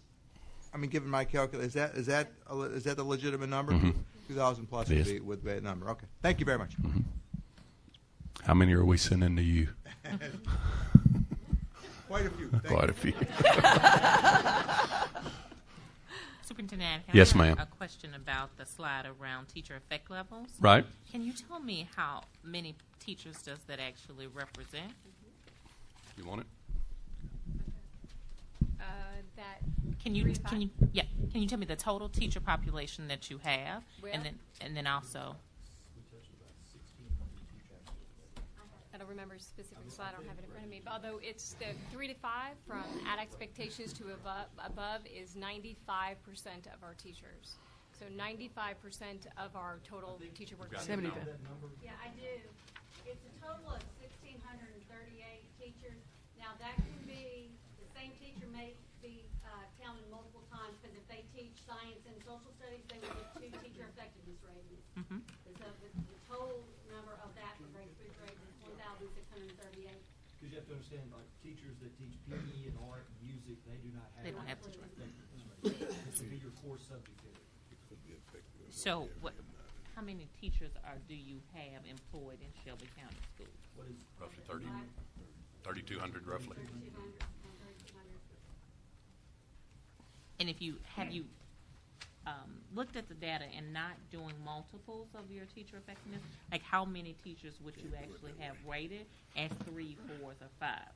So, when we looked at that data, the way the state, they put the data together, they take, if you have taught 3 years, 2 years, or 1 year, they've taken the average. We wanted to know in 1 year how many 3, 4s, or 5s. So we had to physically go in and touch every one of those in the state's database. I spoke to the folks at the state, and they said this year they're not able to disaggregate the data that way. Next year they will, because we were getting, some teachers had been performing at a 4, and then they hit a 5, but their still average came out to a 4.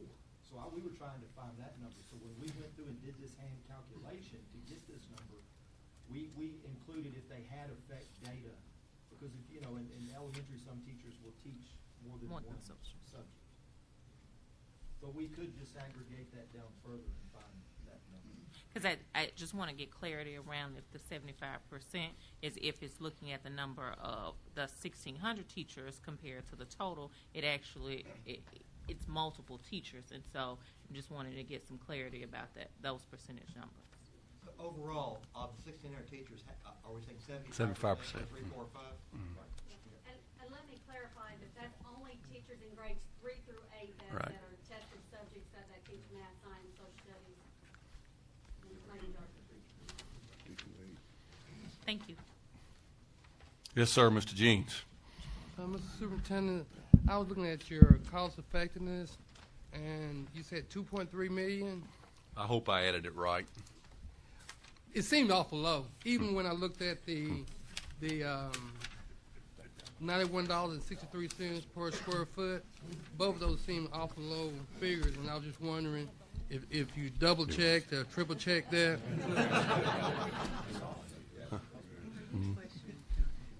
Checked it twice, Mr. Jeans. I mean, that's simply an addition of those costs that you see in front of you. That's our RT cost. The cost, if you look at iStation, what it cost our district to put iStation in the elementary schools, it's $188,500 a year. That's roughly $9 a child when you break it down such as that. The Discovery Ed, the Compass is another intervention software that we use, and we even use that in high school for some of our ACT intervention if it's a software program. The teacher evaluation figure is $40,000 a year. That is our OASIS software program that Ms. Link referred to. That's what that costs per year. And the other professional development costs that come out of Race to the Top, the money in Race to the Top that's geared toward teacher professional development, you see that amount, and then the other costs that we incur in our general fund. So if you put those three things together, that's where you're getting, I think, pretty close to $2.3 million, I hope. Good cost. Mm-hmm. Thank you. Yes, ma'am. John, I feel like my dad when I used to bring home a report card that had all A's and one B, and he'd say, well, what about that B? Why did you make that? But looking on your review from the accreditation, I mean, all of these are highly functional. In terms of the teaching and learning, did you get specific? Because we want to do the best that there is. We want to look at everything and make sure that it's the best that it is. Did they give you more specific feedback of what? Can you just mention? And I think it was generated by some feedback when they went out to the schools. They know we have programs in place, but for instance, we brought in Ruby Payne a couple of years ago to talk about poverty and cultural competence, and we brought Miss Ruby in, and then we had a follow-up program with principals in the summer, and then with all the things going on, the principals felt like maybe that we could have taken that a little bit more, and that's exactly what they told me in our exit report is when they talked to teachers, they felt like we were real close to doing some things, and that addresses everything that we need to address with particularly the high poverty kids. And we started work, and then we had some things planned, and then there's been a few other things going on Really? in the district. Understand. So some of that was the gap issue and, That's exactly and the right. things that you have started and Yes, just kind of staying consistent with that. Okay, thanks. Well, it's a great report. Really Another is. one was the data system, I think, was identified, and data warehousing, and we've started some work with that, and actually are working with Memphis City Schools on some collaborative work there. And it's simply a one-stop shop that our folks in the system and all over can go to and get everything they need to know about every student. And it's trying to piece together, and we're talking to some other systems and how they're doing that. And quite honestly, we had talked to them a little bit about that, and they felt like that kind of had to be a part of that teaching and learning. So they were very complimentary of everything else. And my staff will tell you I hate talking about like this, but the chair went downstairs, and the rest of the committee was fussing at him because he felt like that they felt like they didn't want to put anything there, but we understood. Yeah. So in terms of your data, that didn't have to do with the instructional technology. It was just your information. Right, and a better access to it. Okay. Right. Yes, sir. Superintendent. Be easy on me, Mr. Cool. It's hard to have your board members in here. I know. Poor thing. Looking at the teacher retention rates of upward of 91%, I understand that that's the total teaching core, but the biggest challenge, of course, is during the early years. Mm-hmm. Well, first of all, two questions. Do you have exit interviews for those who are leaving, particularly in the early years, but also for those leaving in early years? What's that turnover rate? Do you know new teacher rate, Ms. Williams? Approximation. See, I'm passing that one off. Well, I think one of the things that the superintendent spoke to earlier talked about some reasons for teachers leaving, and it was licensure. But I think it's important to note that last year we had 111 teachers on transitional licenses. Of those 111 teachers on a transitional license, only 8 of those did not complete their requirements to return. So that's one piece of that. I think if you look at those teachers who were not invited to return for performance, that number is very low in comparison. I think that number was somewhere less than 30. As we shared with you earlier, we have a mature teaching force. So those people have worked, have been invested in the system for 30 years. Some have reached retirement age, and they've chosen to take retirement. But to speak to what keeps novice teachers in, the research shows that novice teachers will leave the profession because teaching can be a very isolated experience. But we believe that we've been able to sustain those teachers because of the support that we provided to the novice teachers through, number one, professional development, one-on-one mentoring, the coaches, and those kinds of things. We believe if you give people the tools, if you give them the support that they need, especially our novice teachers, then they will stay. So we believe that has been a very, very important part of how we've been able to raise the level of teachers to prevent teachers from leaving. But we do know that there are teachers who choose to leave for a variety of reasons. To speak to teacher exit interviews, we do have teacher exit interviews. Those are managed at the schools. We recognize that we perhaps need to do a better job of managing those so that we can have some information to grow from. But generally, when people leave, we do live in a society where people come into our system. We have a number of people who come into our system whose spouses are involved in the various colleges and universities.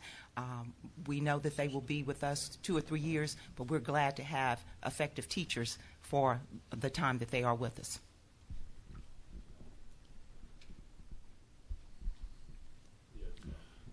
I told you you couldn't ask a question.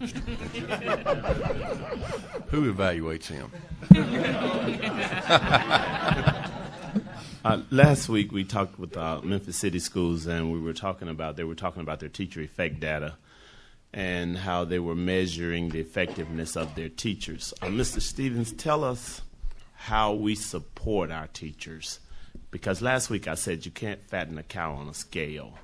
So talk a little bit about how quick it is to get interventions and support for professional development, and how far, since you're running instruction, away you are from the instructional piece, and how much more hands-on or how many people are between you and the actual delivery of content. Just talk a little bit about how we support our teachers. Well, I think the thing, and Ms. Link spoke, Mr. Padgett, to a lot of those. With our PIT crew, which is our performance improvement team, that they are there ready to go in and work with these new teachers, with our master mentors that are in those buildings, our instructional supervisors. For example, in my department, I have myself and I have 3 directors, an elementary, middle, and a high school director, and then I have about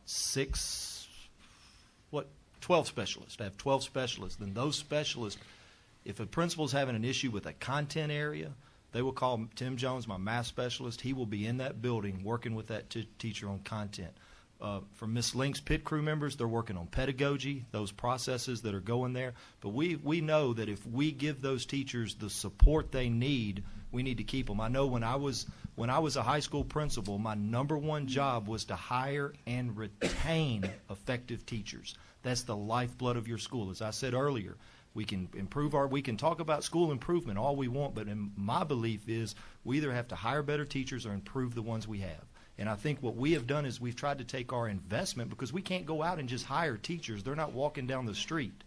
There's not a lot of people looking to get in this, but we are trying to really focus our energy on that teacher improvement, and we feel like the structures we have in place are working for us in our district. If I can add to that, Mr. Padgett, I'm a teacher. I may be the director of professional development, but I teach classes. Last night I was teaching an aspiring administrators class till 7:30 p.m. 2 days before that, we were teaching our new teachers. We've got ongoing new teacher classes.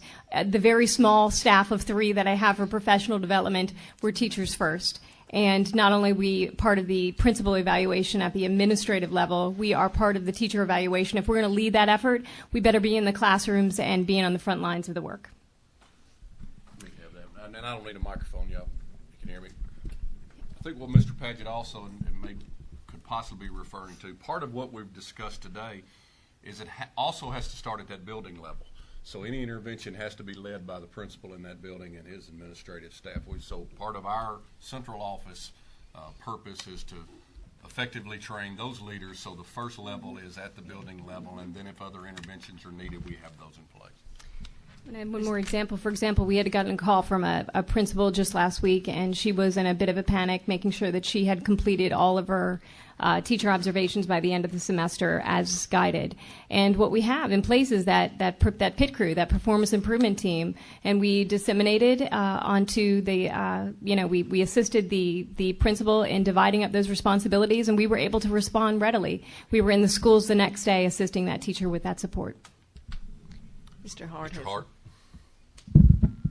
Thank you, Mr. Chairman. I'm the superintendent. I'll ask you what you have in place to prevent a real life situation, and maybe from Mr. Jean's era. We had a child that experienced this. In the 7th grade, there was what I would call a teaching philosophy, that the grades were smiley faces, and you could take all of your English courses for the week in one day. It was very damaging at that point in time. Now, granted, this was 30 years ago. I'm not talking about present. And my concern is that there is something in place to prevent that from happening. Is there? I think everything that we've talked about today, Mr. Hart, ensures that that doesn't happen. The accountability standards that we're held to at the state level, by those end-of-course tests, those assessments that we do throughout the year, but also the new evaluation model under which teachers are operating now puts a lot of the pressure and onus back on them as well. And in fact, that student performance data can be at least 35% and sometimes up to 50% of that teacher's evaluation score, and her job is dependent upon that student performance data. I feel very comfortable in telling you that the days of the smiley faces and that those are over. because of the stringent accountability requirements under not only by state but the federal requirements. And, you know, our teachers and our staff pride themselves on the curriculum that we offer and the results that we get. And, again, that's that intrinsic thing. They're going to try to do a good job because, you know, that's what they believe in. I would follow it up by saying that because of the concern of parents, there was a principal in place at that point in time that got that corrected by the next year. Right. But there was that 1 year that was lost for those children. And I think the principal evaluation model helps us ensure that as well, because you've got now hands-on review of the principal's performance, and part of that principal's performance is how well he instructs and he evaluates those teachers, and it's tied into his evaluation as well. Yes, Mr. Pickler. You mentioned how in the Department of Exceptional Children, with our special ed children, that we had a graduation rate of 85% in 2010 and 90% in 2011. Two-part question. Number one, is that a standard diploma, or is that a special needs diploma? And if it is a standard diploma, then what are the specific resources that we're aligning to get this kind of graduation rate from these children in Shelby County schools? Do all want to ask Marty Redding to come up and address? She's our executive director of Exceptional Children. Sure. Come on down, Marty.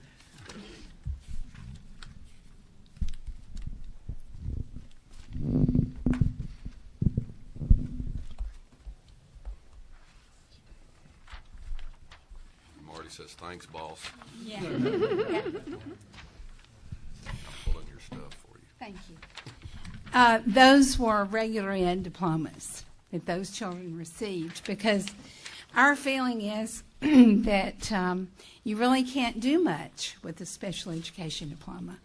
In these days, children can't even go to barber college or cosmetology school without a regular diploma. So that's what we've done. So what are the specific strategies that you guys have put in place to bring these special needs to children up to that level, the standard?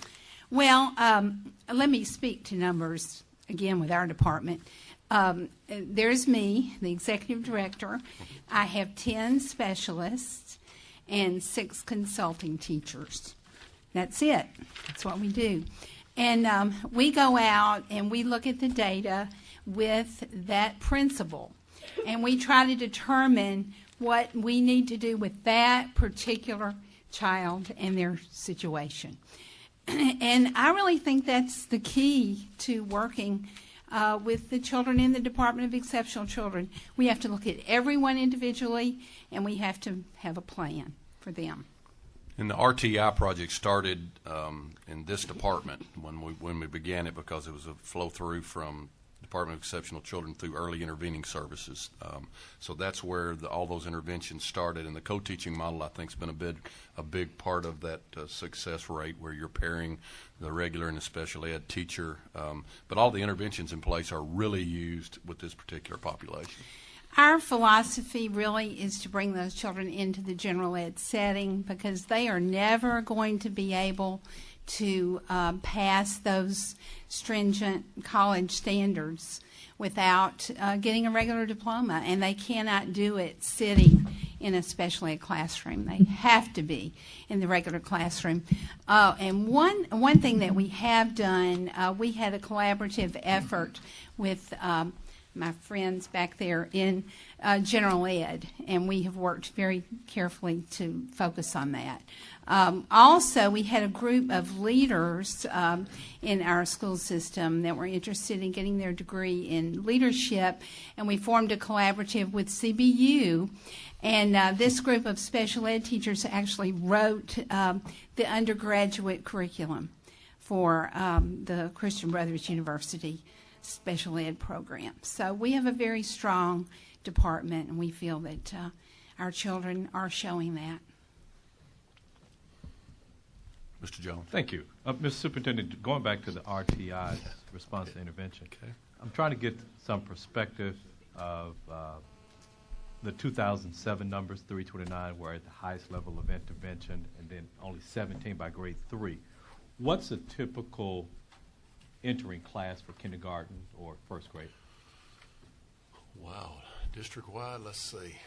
Put in numbers. Deanna. I've got a girl. Dr. Deanna McClendon, our elementary director.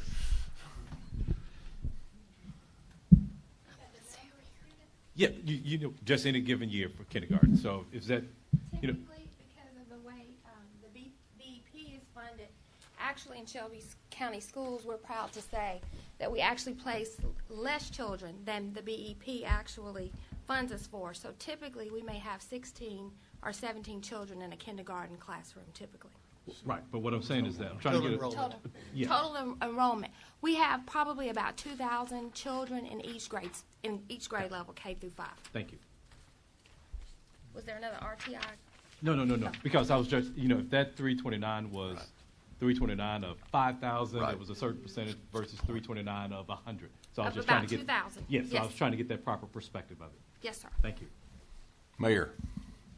Thank you, John. John, Dr. Cash last week in his comments made a statement which, on reflection, it made a lot of sense to me. He said that although we teach to college ready, so the reality of it is that many do not go to college, yet you still want to teach to that standard because even if they don't go to college, they're going to enter the workplace requiring those certain level of skills. As we are moving our economic development agenda and job development agenda, the most consistent complaint that we hear from those customers that we're trying to bring into the community is that we're not providing a workforce ready for the 21st century. Right. Now, that could be a reflection on the fact that maybe our standards aren't high enough, or any number of things. But I guess what I'm curious about is your reaction to that, and as we move forward and start considering how we're going to build this new system, how do we react to those comments and those concerns that we're not producing a workforce that's ready for the 21st century, yet your statistics show that they're college ready? Right, and I think you're obviously you're comparing the ACT scores. I heard the complaint as well when I was a high school principal, so I mean I'm familiar with that. In Shelby County Schools, part of what has changed in the educational landscape over the last several years is every student, the graduation requirements and the number of math credits that each student has to take has been increased due to the Tennessee Diploma Project. We do have a full complement of career and technical classes that address some of those needs. But I think probably to answer your questions, we feel like we're developing a good population that's ready for college and or career.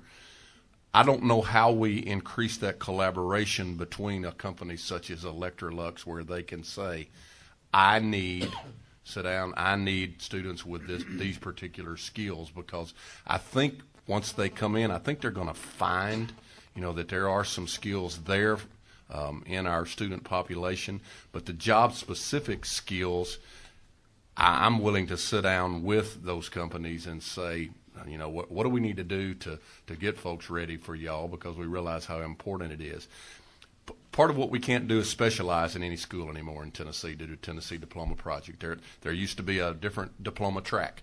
You could get a regular ed, you could get a vocational diploma, and you could get a special ed diploma. Well, that doesn't exist anymore. Every kid comes in under that diploma, that one regular diploma. There are special ed certificates, but every kid has to amass so many credits in the particular areas that are required, and there's a big emphasis on math and science.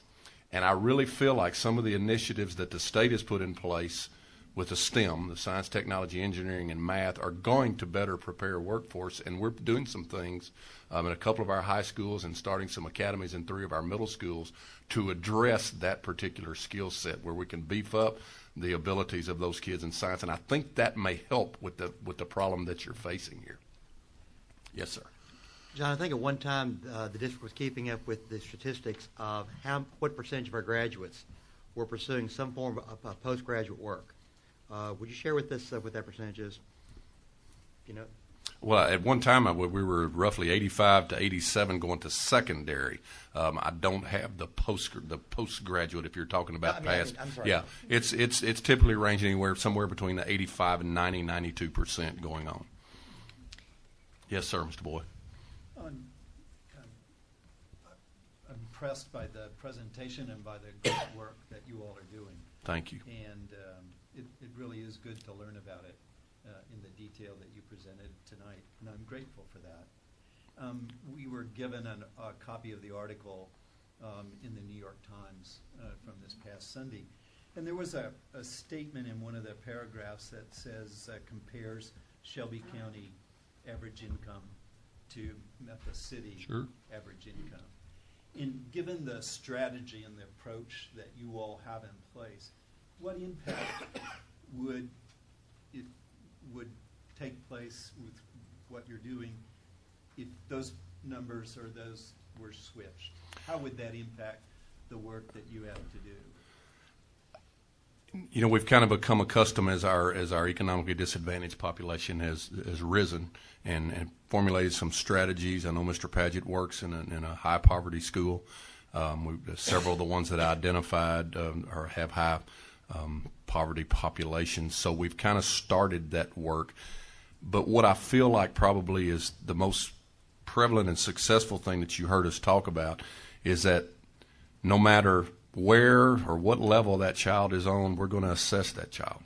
And we're going to see what interventions are necessary to make that child succeed and stay at grade level. And we're going to catch them. You know, the 90-minute reading block is an essential part of that. We feel like we got to get them in there. We got to improve their reading skills. That's at every elementary school from North Haven to Collierville. But the strategies that we've used to touch that child and try to assess what he needs, put him in interventions, bring him up to grade level, and hopefully have him at that level. I mean, you're going to hear any educator tell you that, you know, the third grade is that real important benchmark year for the reading level.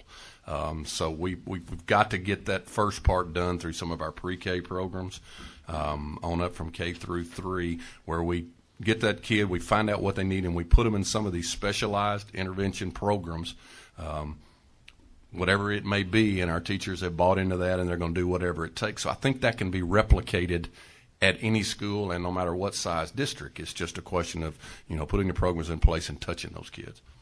I hope that answered your question. Okay, if there's maybe one more question. All right, it's done. I hate to be the last because I was the first, but that's all right. First should be last, and last should be first. And you talked about the different things you do for teacher support and PB, and then you also talked about the level 1 through 5 for the teachers, and then we saw the snapshot of what that is now.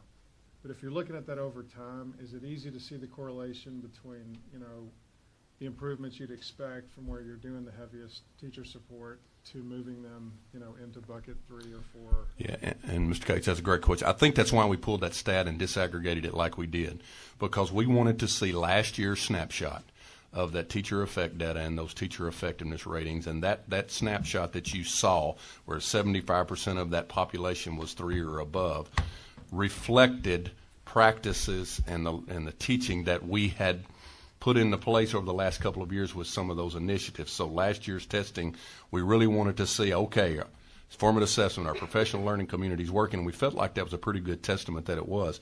I think you're going to see, you know, there's a lot of talk about the model and the team model across the state and the new evaluation model, and there's been some tweaking going on. But, everybody that I've talked to, there's a lot of paperwork and there's a lot of manpower and a lot of hours going in, but I've not talked to anybody who doesn't see, once we get through all the stuff, and the time spent, when we get to the end, I think everybody sees that it's going to improve student learning. And so we think that the data that we're seeing now is going to only improve as far as teacher effectiveness, because, it's tied into student test scores, and it's direct correlation. Well, I guess what I mean, and I didn't ask it that well, but instead of like the aggregate, how many are 3s and 4s and 5s, I guess what I mean is, you would hope that underneath all that, you'd see the biggest moves with the teachers the biggest improvements with where you've done the most support. Sure. Do you actually see that, or the other way would be if the already naturally good self-starter teacher improves, but it wasn't because of the support and the stuff you're trying to do to improve? Well, we know that, certainly practice and support over time, as you saw, those two research summaries that are in your packet will bear out that evidence. We've also partnered with the University of Memphis, CREP, Center for Research and Education Policy, and they are starting work with us this year in looking to answer that very question is, with our very intentional and measured supports, are we getting the impact that we seek? Internally and very informally, absolutely. On end-of-the-year surveys, on our TELS survey that was conducted again through the New Teacher Center. Since our work, as you know, our performance improvement team and our teacher support teams are also trained by that New Teacher Center, the work is very much in alignment. So informally, yes, we certainly are seeing that growth and improvement that we had aimed to. I think as measured by that very quick, by adding our learning coaches and having that very close, either 1-to-3 or 1-to-1 ratio, we went from that 88% teacher retention rate to 91 in 1 year. So I think as measured by that, and then also with this external assessor, we'll see greater results to share in the future. All right. Thank you very much, Mr. Atkin, and all of your team.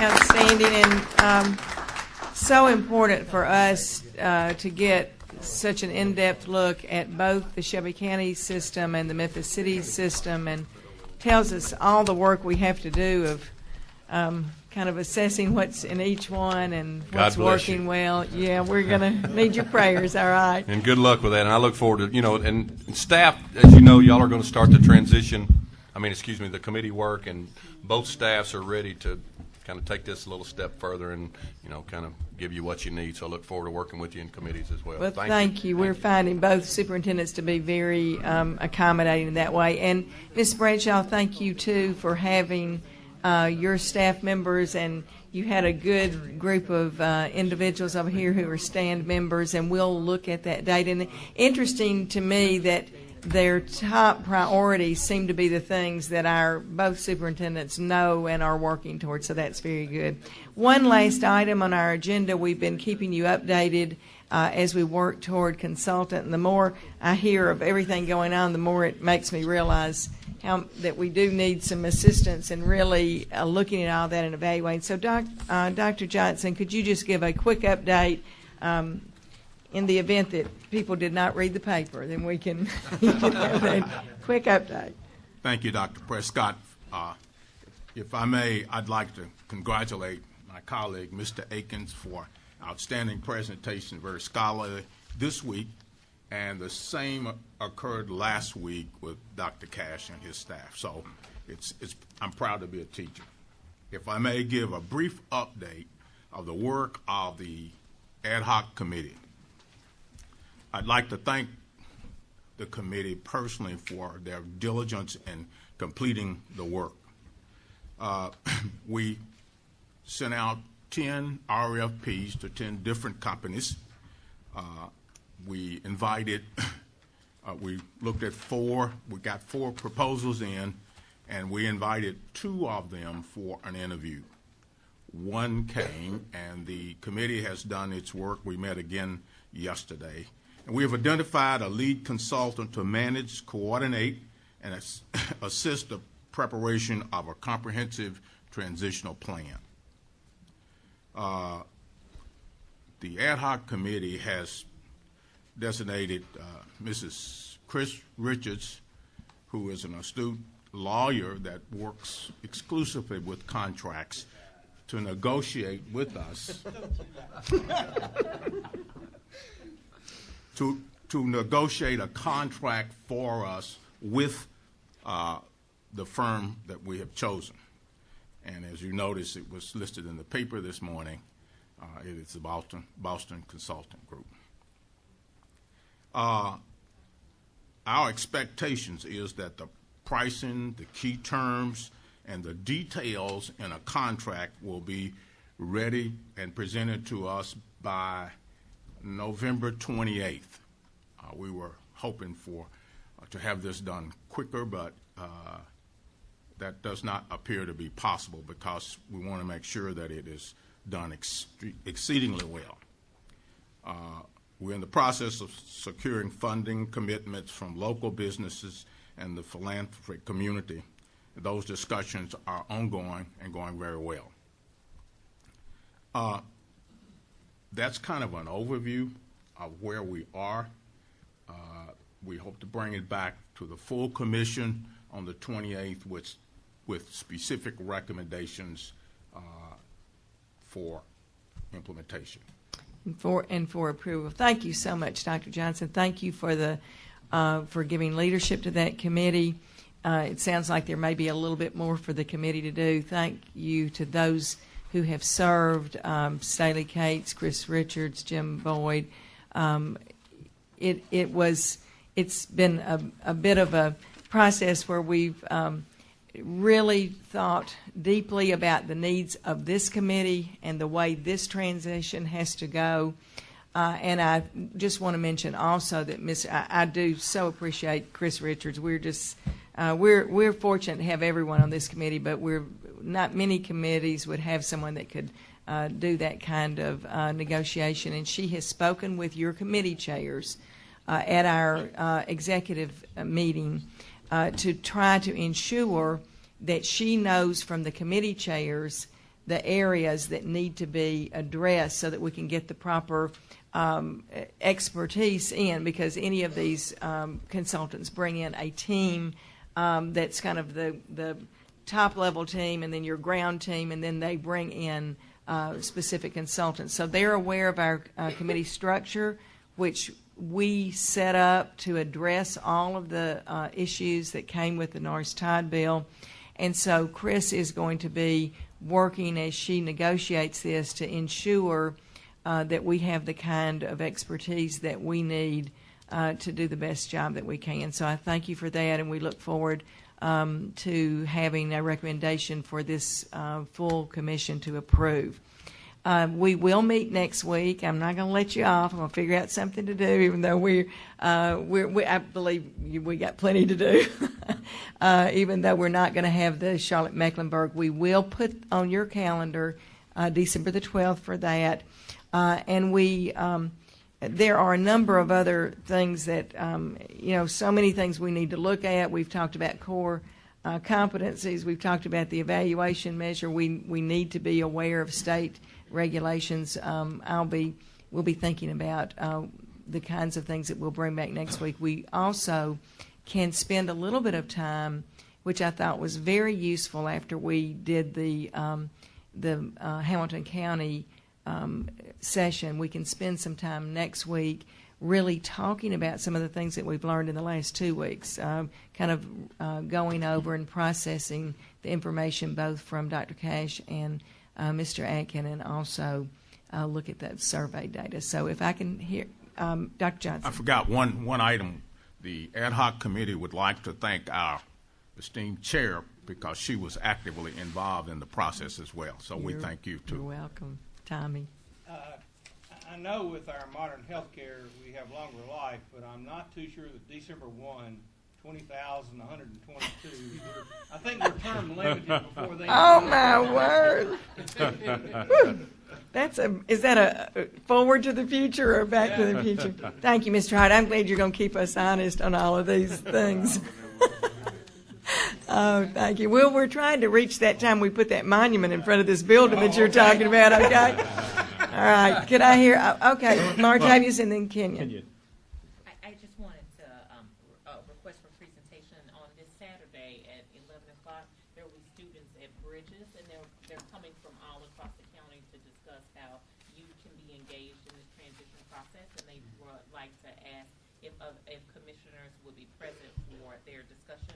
And it's going to be at Bridges from 11 to 12, and so if you could extend an hour of your Saturday to work with our youth to discuss with them how they can be engaged in this process, I'm sure they would appreciate it. And I've sent the information to Ms. Brown, and she'll be able to share it out with you, and so just would appreciate if other commissioners would commit to attend it.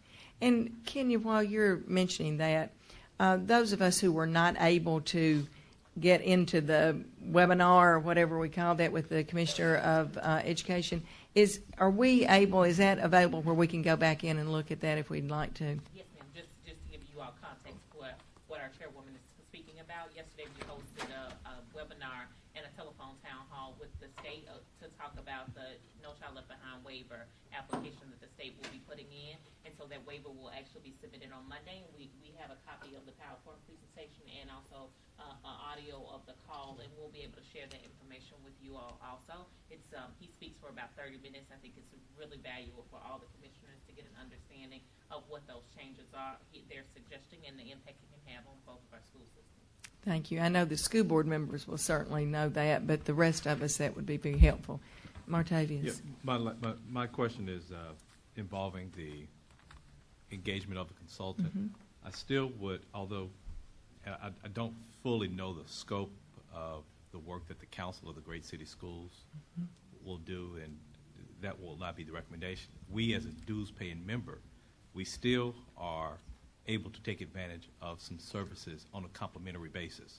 So I would like to remind the committee, the entire committee, that if we're paying for that and they can provide that service, we should have part of that contract too, that we don't exclusively, or we have the right to go to other organizations to bring in expertise as part of that going forward, because we're paying for it, and we might as well use the services that we don't have to pay for, that we're already paying for. Thank you for mentioning that, Martavius, with everyone here, because you're very correct about that, obviously, and we did have some conversation with Michael Kessler when he was here, and in fact, the consultant that we're talking about has worked with them in one of the reference sites that we had looked at. So I think we have someone who's very willing to collaborate, and we'll certainly look at that too. So thank you.